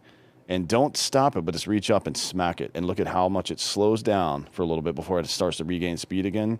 That's what Trump coming in and firing all these fucking bureaucrats, all these cunts that have been fucking our country up for decades now, for 40 fucking years, 60 in some cases. But I mean, like there are individuals who have been in this government for 40 years, applying their trade, applying pressure to places where they have no right to. And all you have to do is slow it down a little bit, just smack it. pop it a little bit. And then everything starts slowing down, and then there's gaps where you couldn't get in before because it was moving too quickly. Now you can get in those gaps and actually fix shit, right? Yeah. That's what this Trump presidency will do. And if they can keep that going for 4 to 12 or 4 to 8 years at least, imagine what you can clean up out there. Yeah, it's a long time. Like you can certainly do it. And then to put a bow on this story here regarding some of these legal cases, people have asked on the left, could the prosecutions resume after Trump leaves office, or would they be time barred? I think a president. I mean, if state level stuff, technically, sure, yeah, that could technically happen. Anything that's in any way attached to the federal government, he could pardon himself. Yeah, exactly. So I mean, that'll never happen. Nothing from the DOJ will ever come at him again. That's what I think. No, and that's not a thing. That's an absolute fact. That'll never happen again. The states, Georgia or Atlanta, rather, the Fulton County, they can keep fucking with him afterwards, or the state of New York. Those two specifically could try to fuck with him, but I doubt it. I doubt it too. People are saying, and this is again in left media here, what happens to the evidence? Great question. What evidence? I don't know. The evidence that they use in these trials. I'm going to use evidence in air quotes here. What happens then? It goes on a shelf somewhere in a bag with a fucking number on it. And that's it, right? Yeah. Yeah. Let's see. What are the other ones Which, here? by the way, is one of the things that makes Sons of Liberty Gunworks one of the best companies in the world. They're not a sponsor of ours. Mike's a buddy. Both the owners are buddies of mine. Not only do they make great weapons, but they sell weapons to police, to a couple of government agencies that don't have real names. But if you use your weapon lawfully to defend yourself, it's going into evidence, maybe forever, right? Mm-hmm. Depending on how the case works out and depending on if it's a small town or big city or whatever the fuck. But for months or years, you're not going to have your weapon. They send you a new one. Oh, no shit. Yep. Oh, that's dope. They'll replace your weapon. If you use it to defend yourself, they replace your weapon. That's awesome. That's not an ad. It's just Sons of Liberty Gunworks. Yeah. They've been on the show. Always fans of those guys. I didn't know they did that. Yep. That's the kind of fucking... That when somebody says they're pro 2A, that's somebody that's actually pro 2A. Right? There's people that say it, and there's people that live that life. And yeah, anyways. Exactly. Now, as far as our audience... a lot of praise for Christina Bobb being on the show the other night. She's fantastic. Love her in real life. She's a homie. She rocked it. Shout out to her. Give her a follow on Instagram and all that fun stuff there.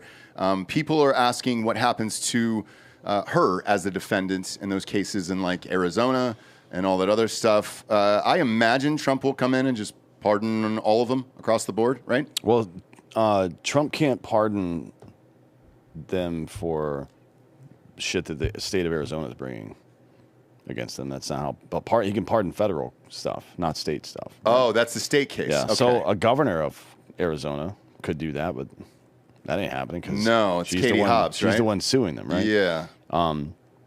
But I don't. If I did know anything about that, I wouldn't say it out loud because it's all pending, anyways. Okay. Yeah, because that's interesting. I didn't think about that. You're right. It's not a federal case. It's a state case. So no idea what happens there. I guess what would happen to the defendants in like Georgia and Florida then too? Like what happens to those people? Giuliani or whatever. Like I mean, if in Florida, the fact that DeSantis hasn't squashed that already is weird to me. I think they kicked that case down the road, right? That's it? Maybe, yeah. Well, for the Cannon? Trump one, yeah. For the Trump one. But anybody else that might be dealing with stuff there, who knows? Yeah. Not sure on that one. Next up, China isn't psyched about Trump. Huge shock. The official response from Xi Jinping's communist China to President-elect Trump's victory was formulaic. Our policy towards the U.S. is consistent. We will continue to view and handle U.S.-China relations in accordance with the principles of mutual respect, peaceful coexistence, and a win-win cooperation. National Taiwan University Department of Philosophy Professor Yuan, Y-U-A-N? Yeah. That's right. Delco, I haven't heard that music yet over there.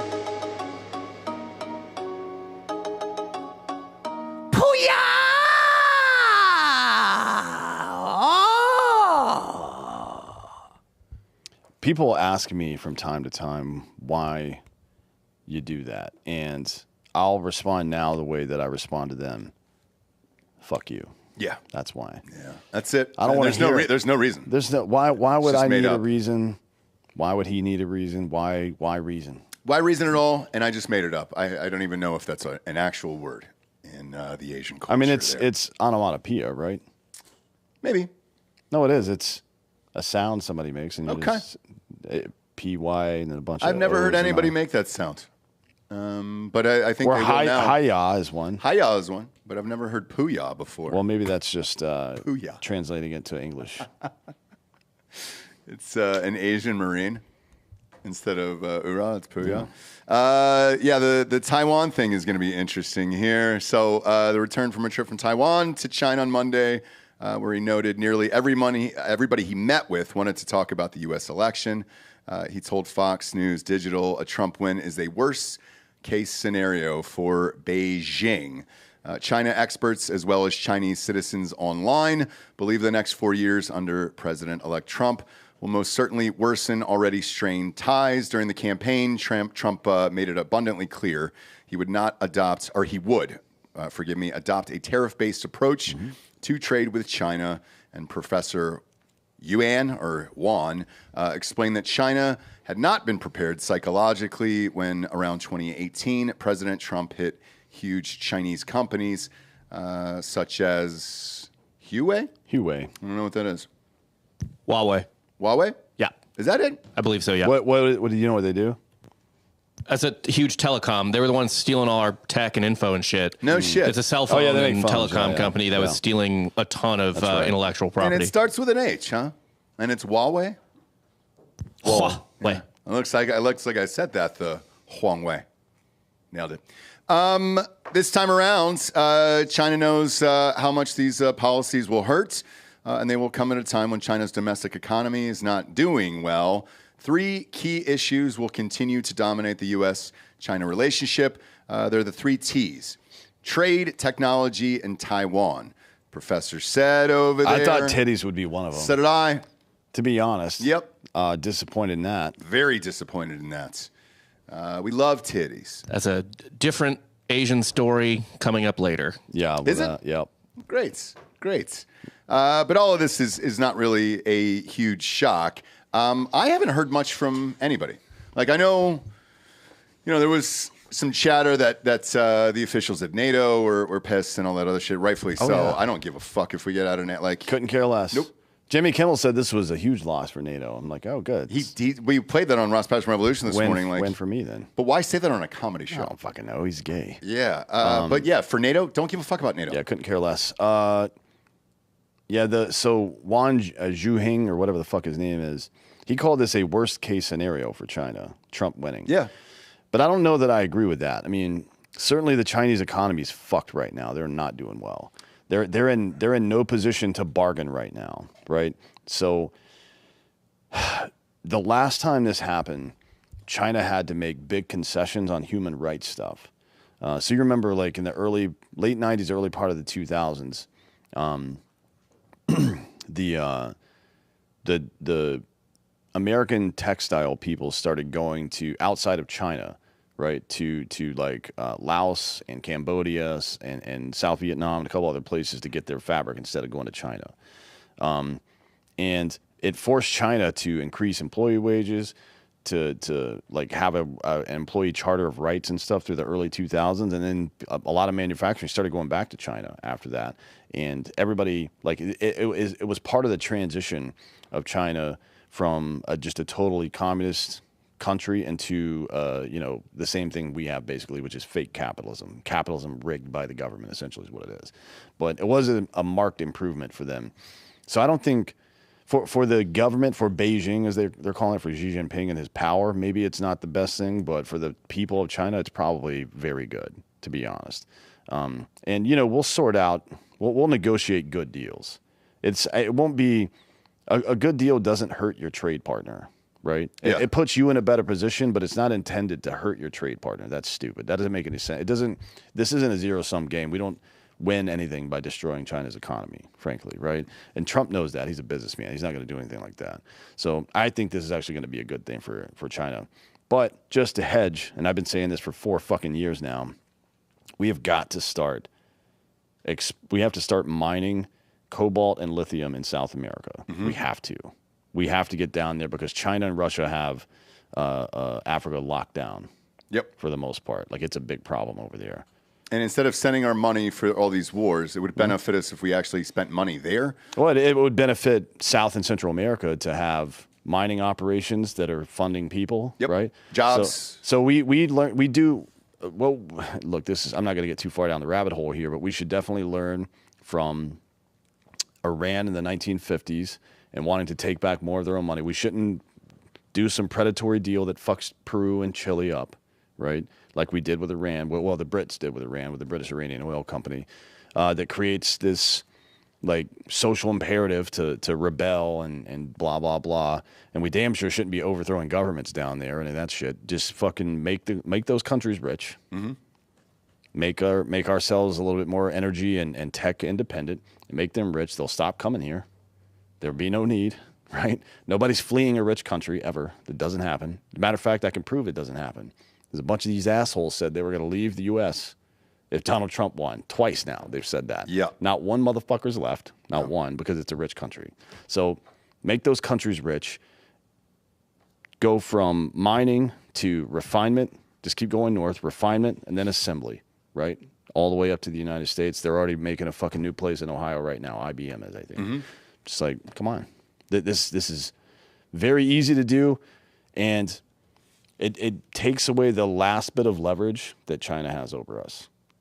Yep. That would be it. That'd be the end of it. And then I think it's a good idea for China to be the Eastern Hemisphere hegemon. Somebody's got to do that. We've got to do it here. Somebody's got to do it there. Why not fucking have a strong partner with agreeable terms that are handling that, we're handling this, just like the Monroe Doctrine to some degree back in the day. It worked really well. Yeah. Right? Until Queen Victoria's bullshit, putting their fucking retarded nephews in charge, the Tsar of Russia and then the fucking whatever in Germany. I agree. And then lastly on this, if you create jobs down there, people won't stop migrants and all that other bullshit will start coming up here as well. And it'll help with immigration regarding us as well. So I agree with all of it. Next up, sponsor-wise, we got Raycon. Look at these guys. Best in the biz. I've worn Raycon headphones on this show for I don't know how many years at this point. Wear them in real life. They're my favorites. They're having a huge Black Friday, Cyber Monday sale coming up here with deals that you never, ever get out of those guys, except for Raycon. Because with Raycon, you can get an amazing deal on premium audio every day of the year. But that doesn't mean they're not having sales, because they are. Far from it. They're doubling down on their amazing value by offering our viewers and our listeners 30% site-wide on everything. Deal you'll appreciate every day, dude. Raycon's everyday earbuds. If you haven't checked out their latest model, it's amazing. Includes a ton of new features in them that are a must-have for any audio lover. For example, they feature a 32-hour battery life, which is amazing. You don't have to keep popping them in and out. Multi-point connectivity lets you pair 2 devices at once. Raycon's everyday earbuds also come with an active noise cancellation, which is a must-have feature for flights and all that other stuff. Don't go and raw dog a flight. That's a terrible idea. Happened to me once on accident on a 3-hour flight. I fucking hated it. And that's another thing. Their quality rivals every single competitor they have. And it's quite a bit cheaper than everybody else. Holy shit, man. That Beats by Dre bullshit is way too fucking expensive, man. I've had these for years and years and years. I love them. I buy them, give them away as gifts for Christmas, all that other stuff. I've been a gigantic fan of them. Tons of colors they have on there. They got everything you could ever want from an earphone and earbud company. Perfect time to scoop them up. If you haven't already, 30% off site-wide, and they offer a 30-day happiness guarantee, so you can't lose there, or you just get your money back. It's time to save big for Black Friday and Cyber Monday. Go buy Raycon, and that is literally buy Raycon. So head on over there to buyraycon.com/drinkinbros today to get up to 30% off site-wide. Yes, you will get 30% off everything on Raycon's website when you go to buyraycon.com/drinkinbros. There's a reason I wear these all the time. They don't sponsor us, by the way, to be like wear these on the show. I just fucking wear them because I love them, for Christ's sakes. Gigantic fan. Next up, well, it has begun. Police search is underway after 40 monkeys escaped from a research facility in South Carolina on Wednesday night. Jesus Christ, dude. Police in Yemassee, which is in Beaufort County. I know Beaufort County. I don't know that city, though. However, said the animals escaped from Alpha Genesis, a business that provides non-human primate products and bio-research services. What the fuck does that mean? I don't know. It's not good. Bob, look up that company and see what products they have. Traps have been set up and officers are using thermal imaging cameras in attempts to recapture the animals. Residents are strongly advised to keep doors and windows secured to prevent these animals from entering homes. Yemassee Sheriff Department said in a statement, I know I'm saying that wrong. You don't have to fucking come at me with that. Anyone who finds a monkey should not interact with it, but instead call 911. Jesus Christ, what do they jam inside these monkeys here? You gotta wonder. Oh, boy. They didn't specify the breed of the fugitive primates. Hey, Sheriff, no need. It's a fucking monkey. And if you see a monkey walking around the streets of South Carolina, it ain't great. They're just experimenting on these monkeys with like medicines and shit, it looks like. Jesus Christ. There's monkeys out there hopped up on Ozempic. Holy shit, dude. Well, they're thin monkeys, at least. I mean... Yeah, God willing. Yeah, at least they're not fat monkeys. This is how it starts, man. Planet of the fucking Apes, all that shit. Yeah. That's how it starts. Whatever Stephen King's writing about these days, that's probably how it started. Yeah, dude. They just released these monkeys into the wild here. Do we get a pic? I'm going to show you what a monkey's capable of. I don't know that we can show that on YouTube. No. I remember this one. No, you cannot. You cannot. Let's not take that risk. Is this the one where he pulls his face off? Yeah, it sure not is. Not face, just head. And this is like a normal looking monkey kind of, you know what I mean? Not that big. You can show it to Dan. I've already seen this video. I've seen all of these. You can't. God damn it. You can't find a fucked up video that I haven't seen. Man. So yeah, I wish we could show it because it would tell the people of South Carolina, hey, that's why you don't do this. Is this dude in blackface? I mean, it looks white under there. I know. It's when your head, your scalp gets ripped off underneath there. Yeah, just like I don't. They haven't released what trials these particular monkeys were in. No. But I'm sure it's not good. No, it's not great. They've got a federal contract to run a colony of 3,500 monkeys, by the way, on Morgan Island off the coast of South Carolina. It's called Monkey Island. I think we've actually done a story on Monkey Island before. Have we not? I don't know that we have. It's down near Charleston somewhere. I was going to say, because in Wilmington, they've got Monkey Junction there, and that was actually named after the amount of monkeys that were there. And then there's a zoo that you go in, you pay $5, and they give you a bag of peanuts, and you physically throw them at the monkeys for them to eat. And they are pissed off and angry inside those cages all day long. Oh, yeah. Took my kids. It was a big mistake. Yeah, monkeys are pretty smart, and smart things don't like to be in cages typically. Nope. Yeah, this is Morgan Island right here. Okay. Fairly large island. It's actually close to Hilton Head and Savannah. Damn it, dude. I've been at Hilton Head. And then here's Charleston times. Up here, yeah. So it's a little bit in between both. Yemassee is actually up here. So it's a little ways away, actually. Man. I wonder if they're just HQ'd there, but they're, tossing monkeys out hard down to here. say. All I really know is that we're probably going to have to reanimate Charlton Heston to deal with this shit. Yes. I mean, who else is even qualified? This is the plot to 28 Days Later. So maybe. Well, Cillian Murphy, he's doing another one. Cillian Murphy, how do you say his name? Yeah, he's shooting Peaky Blinders right now. Yeah, they're doing that movie, but they're going to do another 28 Days Later, right? Yes. 28 years, I believe. 28 years later, yeah. That should be fun. Yeah. Because I think it is. Well, by the time they shoot it and it comes out, it will be around 28 years, right, Bob? I don't remember when that came out in 2002. Yep. Yeah, so in 2030. Yeah. Man, this is not great here. I was unaware that we were actually doing this shit on islands, and here we are. Well, at least it's on an island. Although it begs the question: how'd they get out or off the island, rather? How'd they get out of the fucking cages to begin with? I mean, they're smart, obviously. So. Sure, yeah. Who knows?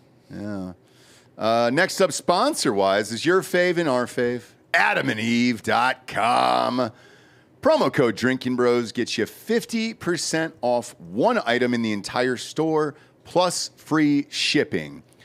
Look, a lot of you have been ringing up huge numbers at Adam and Eve. I get it. It's the world's online largest sex store in I think, the world. Good luck trying to go through their catalog. We should do a Patreon one night where we just have Bob go through every single item on there. It would probably take days, I would imagine, to go on there. It is a vast catalog. God, it's endless over there. They're the best in the biz. AdamandEve.com is the best in the biz. Promo code Drinkin Bros, free shipping on one item, and 50% off over there. Bob, what are you looking at for your bowl? I don't know if we can show that one. Probably. No, probably not. Let me find a more G-rated version. Yeah, what's underneath it? It looks like a saddle. Well, these are Liberators. This is the Cowgirl Premium Sex Machine. Okay, great. That's $1,800, worth every penny. Yeah, well, you're getting half off. Yeah, exactly. $1,800 full price, and it's got obviously. Look, it's like an electric guitar over here. It's got a little. Wow. Look at that. You can tune it up to 11 there. Yeah, hell yeah. How high does it go? And that's Cowgirl? It's called Cowgirl? The Cowgirl Premium Sex Machine. Yeah, because you're in the cowgirl position, obviously, while you're on top of it. But what I love about it is an actual saddle that you're sitting on there. So that's great. I like the double entendre there. That's awesome. Look at that machine. That's beautiful. So if you're at home, you're with the misses or the misters. Again, we don't kink shame on the show. Never have, never will. Peruse their catalog together. And then pick out one item you guys want to try out on a weekend. Maybe you got a babysitter for the kids. Maybe you just got married, or you just settled down, or maybe you just started dating and want to see where things go. Huh? Take your time, but do it together. Go to adamandeve.com. Promo code Drinkin Bros will get you 50% off any item plus free shipping. What were you going to say, Bob? 1,200 RPMs is what this thing operates at. Wow. 1,200 RPMs of pure vibrating power. Unbelievable. Unbelievable. The craftsmanship on that. Way to go, Adam and Eve. My God. Next up, Chris Martin, Olivia Rodrigo, and Jared Taylor. What do they all have in common? Well, they all fell off the fucking stage. Coldplay frontman Chris Martin fell into a trap door in Australia on Sunday. You can play that video here. He was caught, though. Somebody caught him. Yeah, it was the crew down there. Yeah, luckily. Whoopsies. I mean, they could have stopped him from falling in it, you would think. It was going to be a YouTube moment. Hey, Chris, it already is. It is, Chris, all right? Love you. Love you. Olivia Rodrigo here took a spill. Let's show that one. This is Bob's fave. Terrified for my girl here. I know. We saw her in concert. She was excellent. She rules. She's a genuinely great artist. I enjoy her music quite a bit. Great performer. Yeah, it took my wife. My wife wanted to see her.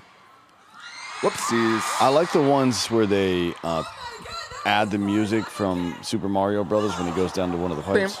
No. Oh. Yeah, whatever that fucking noise is. Yeah. She fell, but do we have footage of Jared falling the other night? So, of all the people that watched the live election show the other night, Jared fell through the fucking stage as well that night. Give you the best I can do here. Okay. Yes. Let's go. We actually, we actually own the rights to this song. We won it in a sexual harassment lawsuit with Bob Barker. Peter, you have fun filming. He has brass knuckles around his neck. Peter's here filming for Paramount. So if you ever heard of Paramount Plus or any of that. This is just before Jared ran over and tried to slap Eli in the face, and Eli tanked him. Look at that shirt, Really? Yeah, kids. not aggressively. Okay. Sort of funny. There's Jared off the back of the stage now. Hawk down. Wait, Jared. Holy shit, I've never seen you laugh that hard. We got a Black Hawk down. I'm actually watching the replay Not a big on deal. the laptop right there. Holy shit, dude. So not gonna lie, it was probably 9, 10 deep at that point. Mm-hmm. I don't even remember it until you just said it. I was just admiring how good I look in this thing. You look great. I'll tell you this. He looks great.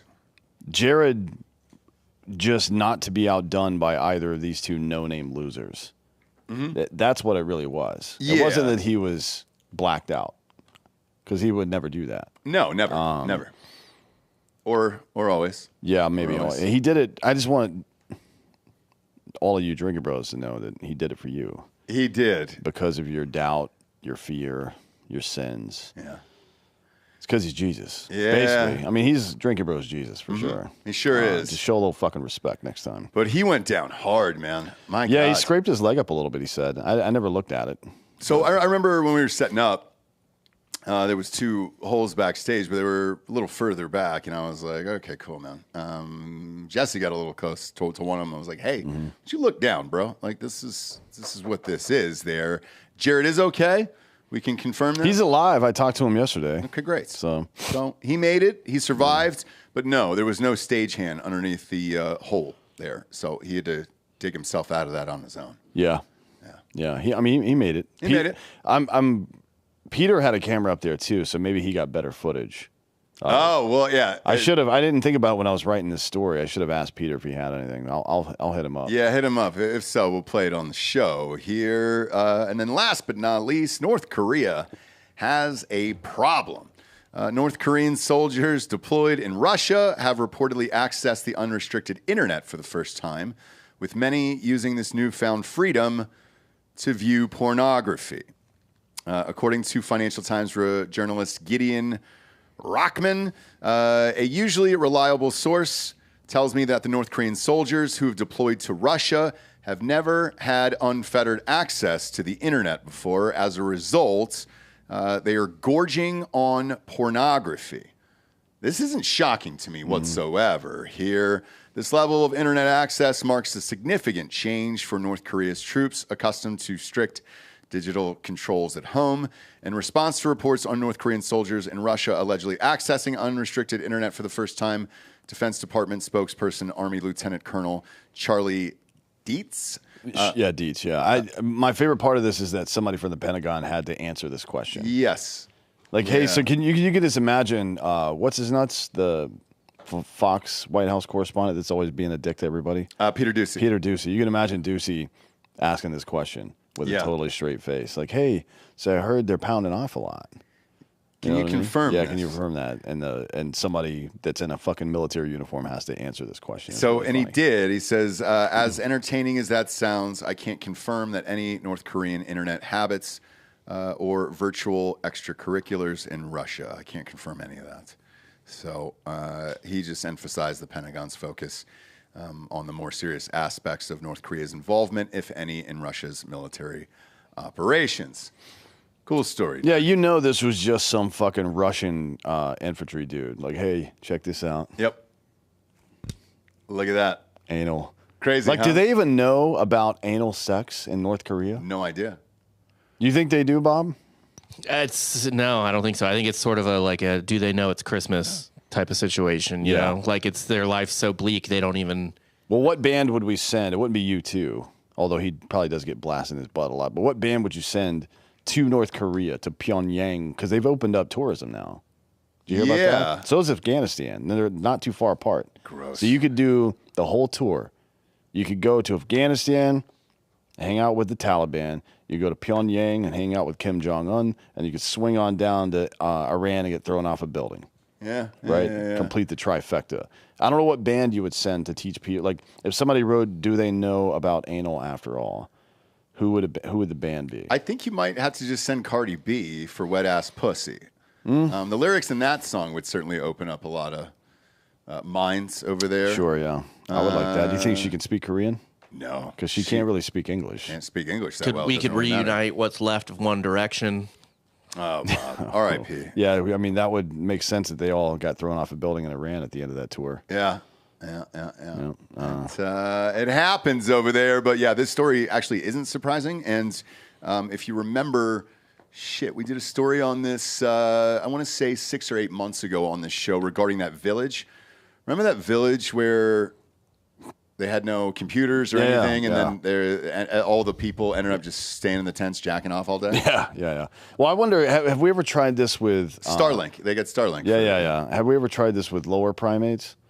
Like, has anybody filmed? Like, I'm sure we've got over the years from Goodall and all these people that have studied primates. Took 2 seconds. The chimpanzee who's addicted to porn. Yep, there it is. Go ahead and throw that article up there. Yeah, this is real. Son of a fucking bitch, dude. It's dudes. We're just the same. It doesn't matter what configuration we're in. It's a chick. This is she's black. A female ape. Is she actually masturbating? You got to read. Look at the fucking look of the monkey they use. So a Spanish scientist says he's discovered a female chimpanzee who is addicted to watching porn. Gina, a resident of the Seville Zoo in Spain, chose to solely watch adult entertainment channels when a TV and remote was placed in her enclosure.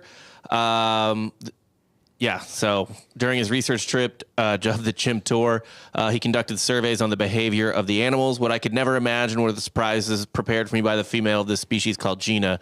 Gina. Is it Gina? Yeah. No. I was going to go Martin. Martin. Sure. Gina was his wife or whatever. Yeah. Anyways, keep going. I'm just kind of scrolling through this to see. It looks like the monkey. Yeah. So this is a female monkey, correct?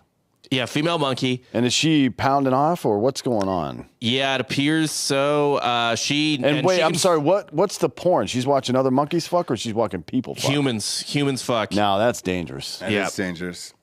That's how you. I don't know. If a bunch of monkeys break into my house, like the South Carolina monkeys, they break into my house with 12 humans they've captured, and they're like, start fucking. I'm gonna be like, oh no. Exactly. Great story to end on here today. And she knows how to work the remote, by the way. It wasn't an accident. It didn't get stuck on that channel. They figured out she knows how to perfectly work the remote. Yeah, they're smart as shit. Dude. Wait, so it was a TV and not the internet? Yeah. Yes. They're watching. And why was porn available? It's Spain.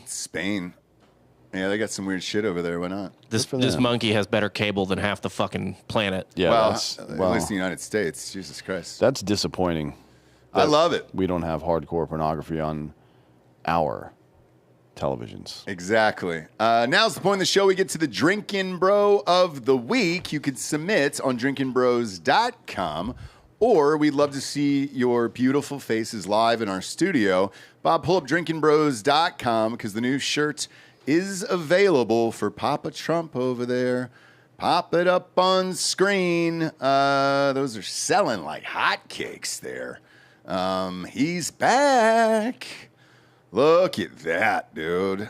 He's back. Underneath it in red, it says 45 and 47. Welcome back, Papa Trump.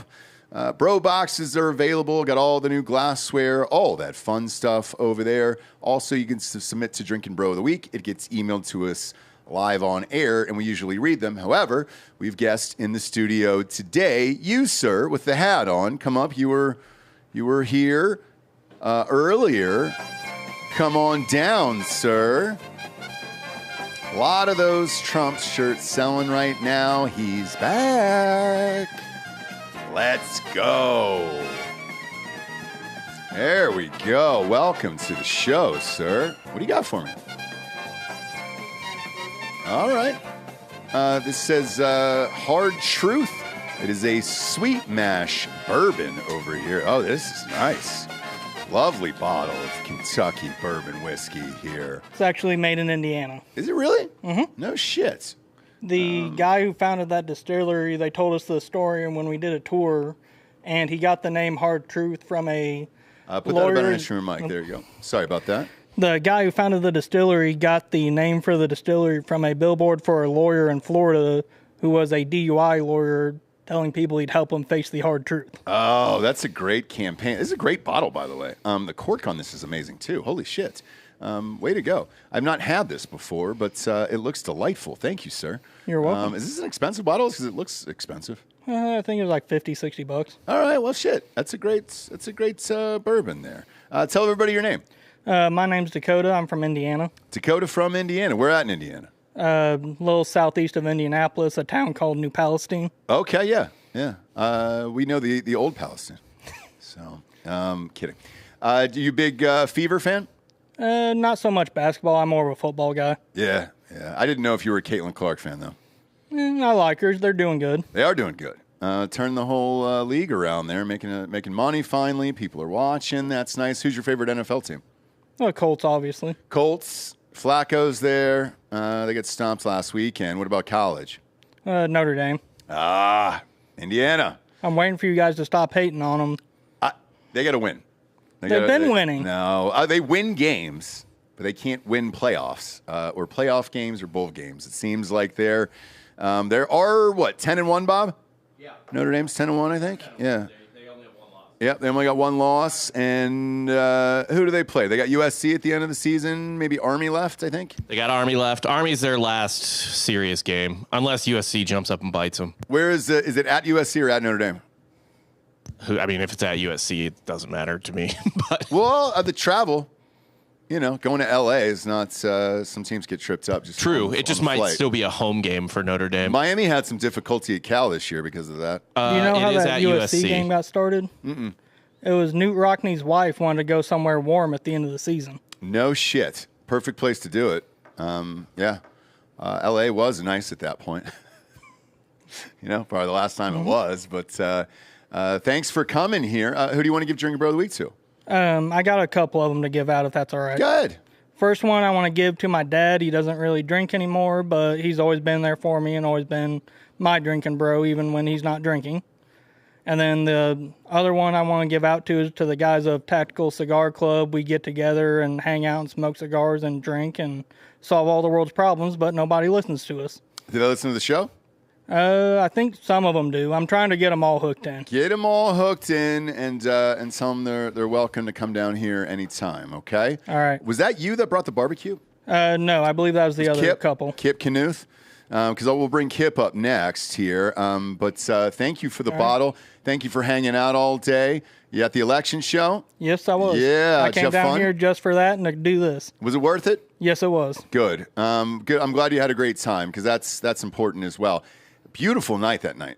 Holy shit. We got really lucky with weather and everything else. And we appreciate everybody coming out for real. Thank you so much. Thank you, guys. Appreciate your support over the years. Kip, come on up, friends. Play the music. Delco, come on down. Also want to reiterate, we got a bunch of DMs about people who had sent out links to the show on different streams and Twitch and all that saying, hey, apologize if that took away any ad revenue, all that other shit. We do not care. We're happy that you guys shared the election show in all of those places because I don't even think we have a Twitch account. I think we had it for one day and then it got deleted forever because Giorgio, I think, showed porn on it or something. Do you remember the actual story of that Twitch thing? Was that what it was? I don't know. Wasn't it when Giorgio accidentally mooned the fucking camera? That's it. Yeah, it was an accident. But so we don't have it over there. I know a lot of you guys watch it. And look, this will be the fucking boomer in me because my kid loves a bunch of those. All of our kids love those people over there. I don't know any of them. I don't know anything really about Twitch. And we don't spend any time there. So yes, you guys were more than welcome to do it. We do not care. The monetization is like fucking pennies on this goddamn thing for the video. So it doesn't matter whatsoever. Just thank you for supporting us and shit. It probably got the show out to more people than ever before. So thank you so much. Kip, you've been a good friend, not only to the show, but also in real life, you and your wife. We've known you guys for years. And I appreciate it, man. You guys are awesome. We appreciate everything you do for us, man, and the support. We genuinely love you guys. So whenever you show up, it's just like seeing old friends and getting to hang out. That's awesome, man. You amped about everything that happened over the last couple of days? It's the greatest 3 days of my life. Yeah. I talked to my 85-year-old father yesterday morning. I said, how is it? He goes, this is the greatest day of my life, and you have two brothers, and I was there for your birth. I'm like, well, fuck.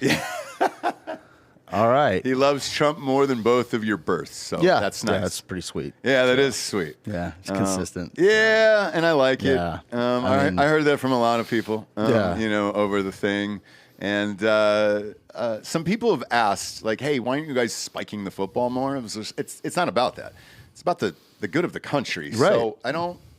Yes, I've always been amped at the possibility of Trump winning. And obviously you've heard it for years on this fucking show, but it's for the country and for our own businesses and families and stuff like that. Like, there's no reason to be, oh, fuck you or fuck you to the other side. No, I just want the country to do well. I want everybody to be rich. Curb immigration and all that other stuff. So, yeah, no, we're not spiking the football on this show. No, man. It needs to be a proper country. That's it. And that's the only thing that I really, really care about at the end of the day. I know you've been on numerous times here. Who do you want to give Drinkin Bro of the Week to? It's Papa Trump's. Yeah. It's got to be Papa Trump's. Yeah. I had to order gold shoes this morning. Oh, did you get the ones that I had for the election show? Those were the most beautiful goddamn shoes I've ever seen in my life. I remember when you got them here, and then seeing you stroll around in that low-profile fucking red suit was great. Yeah, so this is actually a true story from last night that I haven't shared. Our COO for Hard AF Seltzer was in town with Ryan Mills, and we had a dinner last night. And when I say dinner, cool thing about us and him and the guy we hired, because it's a big boy position that makes a lot of money a year, and we use the money from wefunder.com/hardafseltzer to hire him. Yeah. He was the former COO of Beatbox, and now he is ours.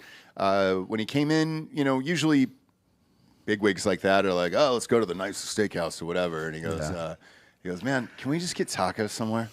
I was like, yeah. He goes, I saw a place called Torchy's up the street. And I go, yeah, you really want to go to Torchy's? I was like, it's right by my neighborhood. I was like, yes, we'll go to Torchy's. So that's where our business meeting was last night, and we went over the company and all that stuff, and the hopes and dreams for the rest of the year, and for the We Funder campaign and all that stuff. We had the meeting. We were there for about an hour and a half, had some margaritas, and we're walking out, and there was like a group of high school kids, like 8 or 9, that were maybe drinking, maybe not going to say what, but they came up to us and they were like, yeah, Trump, man, Trump. And like in our faces or whatever. I didn't know if it was a negative or a positive thing based on what was going on. And then one of the kids goes, oh, fuck, because I had those shoes on. Shit. I woke up late out of the hotel across the street from the bar and I had those shoes on. They were like, no fucking way, man. You actually love Trump. I was like, yeah, I love fucking Trump. How'd you get the shoes? And I go, the campaign sent them over and they're dope. So they were like, can we take pictures for Instagram of the shoes? And I go, yeah. So I just stand there with the shoes on so they could take a bunch of shots of them. God, that's awesome. That's it. And they just wanted pictures of the goddamn shoes. And I was like, all right, cool, man.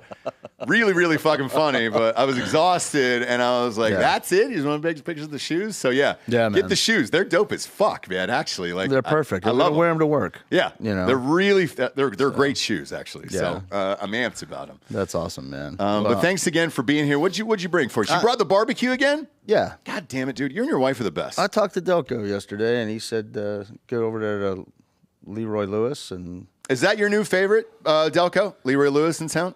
Okay. Beef cheeks, man. Beef cheeks. Okay, great. It's deep.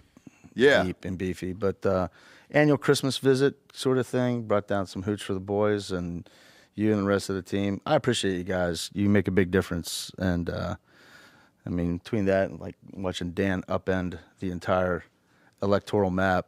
Yeah. And call it to the fucking number. Number is insane, perfect. Dude.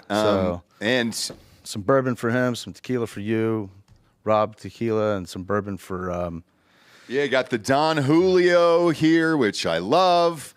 Best marks in the business, and I mean, look, it's been a wild week. It's been a wild election and all that other stuff. Obviously, I give Drinkin Bro of the week to our guys here for production for that amazing live show and everything else. Awesome. And then I'll give out one, which is I've never done this before, and I want to do it today.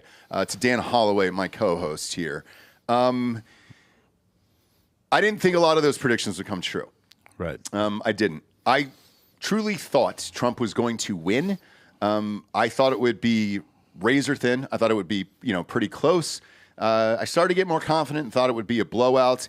He, from day one, had said House and Senate and all that other shit, and I was like, bro, that's a lot to ask for. That's a big ask right now. Big ask, man. I thought the country was just simply too divided, so that maybe Trump would get in, but maybe not the House. I thought Senate, I felt pretty good about that, but not the House. And then as these numbers came in, not only did he call all of that, but to call the Electoral College down to the exact number is fucking insane.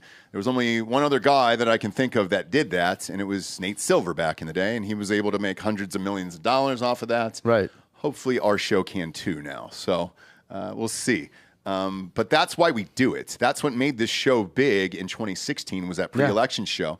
Coupled with episode 100 where the two people who'd never met before had sex live on air. Right. And I got every state right except for Pennsylvania.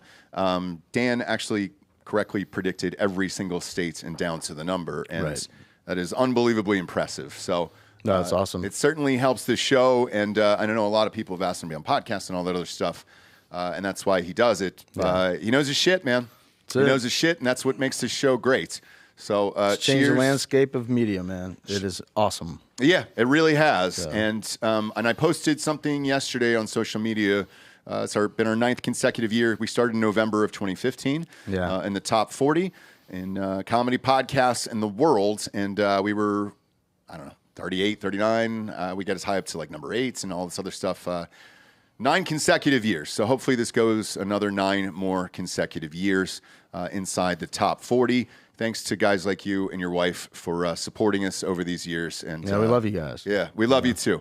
So thank you for being here. Thank you for the barbecue. Yeah, you're welcome. And what's that? There's another dude back here. One more guy back here? Great, bring him up. He's handsome. I got time. He is handsome. Yeah, he says he can't come on. He's got a government job. Look at him. Look at as soon as I saw him, dude, don't pan the camera back there at all, but as soon as I saw him jacked up as shit with a mustache like that, tatted up, I was like, I bet you he's got a big boy job. There's no way he can come on this show. That's funny, man. I'll just say cheers to you anyways. And to you guys at home, thanks for listening. Day in and day out, we'll be here. Go to iTunes, rate the show 5-star, and leave a quick review. Also, head on over to Spotify. It's just a 5-star, and you can walk away. And then one more time, we'll keep reminding you over the next few months here, invest in Hard AF Seltzer. You can actually own the company with us at wefunder.com/hardaf seltzer. You will get actual shares in the company. And then obviously, if you listen to the show on a daily basis, you'll be able to follow along with us. I can confirm Pennsylvania opens up March of 2025. And we have signed with Penn State for the next 3 years. So those cans will be available all across the state as well. A lot of people asking what other states are next. Missouri is actually up next as well in March. And there's 4 or 5 others that we're looking at. That's one of the options on wefunder.com/hardaf seltzer. It costs about $50K to open up a state. Pick the state you live in and open it up, dude. We'll do it tomorrow. So we're amped. Thanks again, everyone. For D'Anthony Hollaway, I'm Ross Patterson. This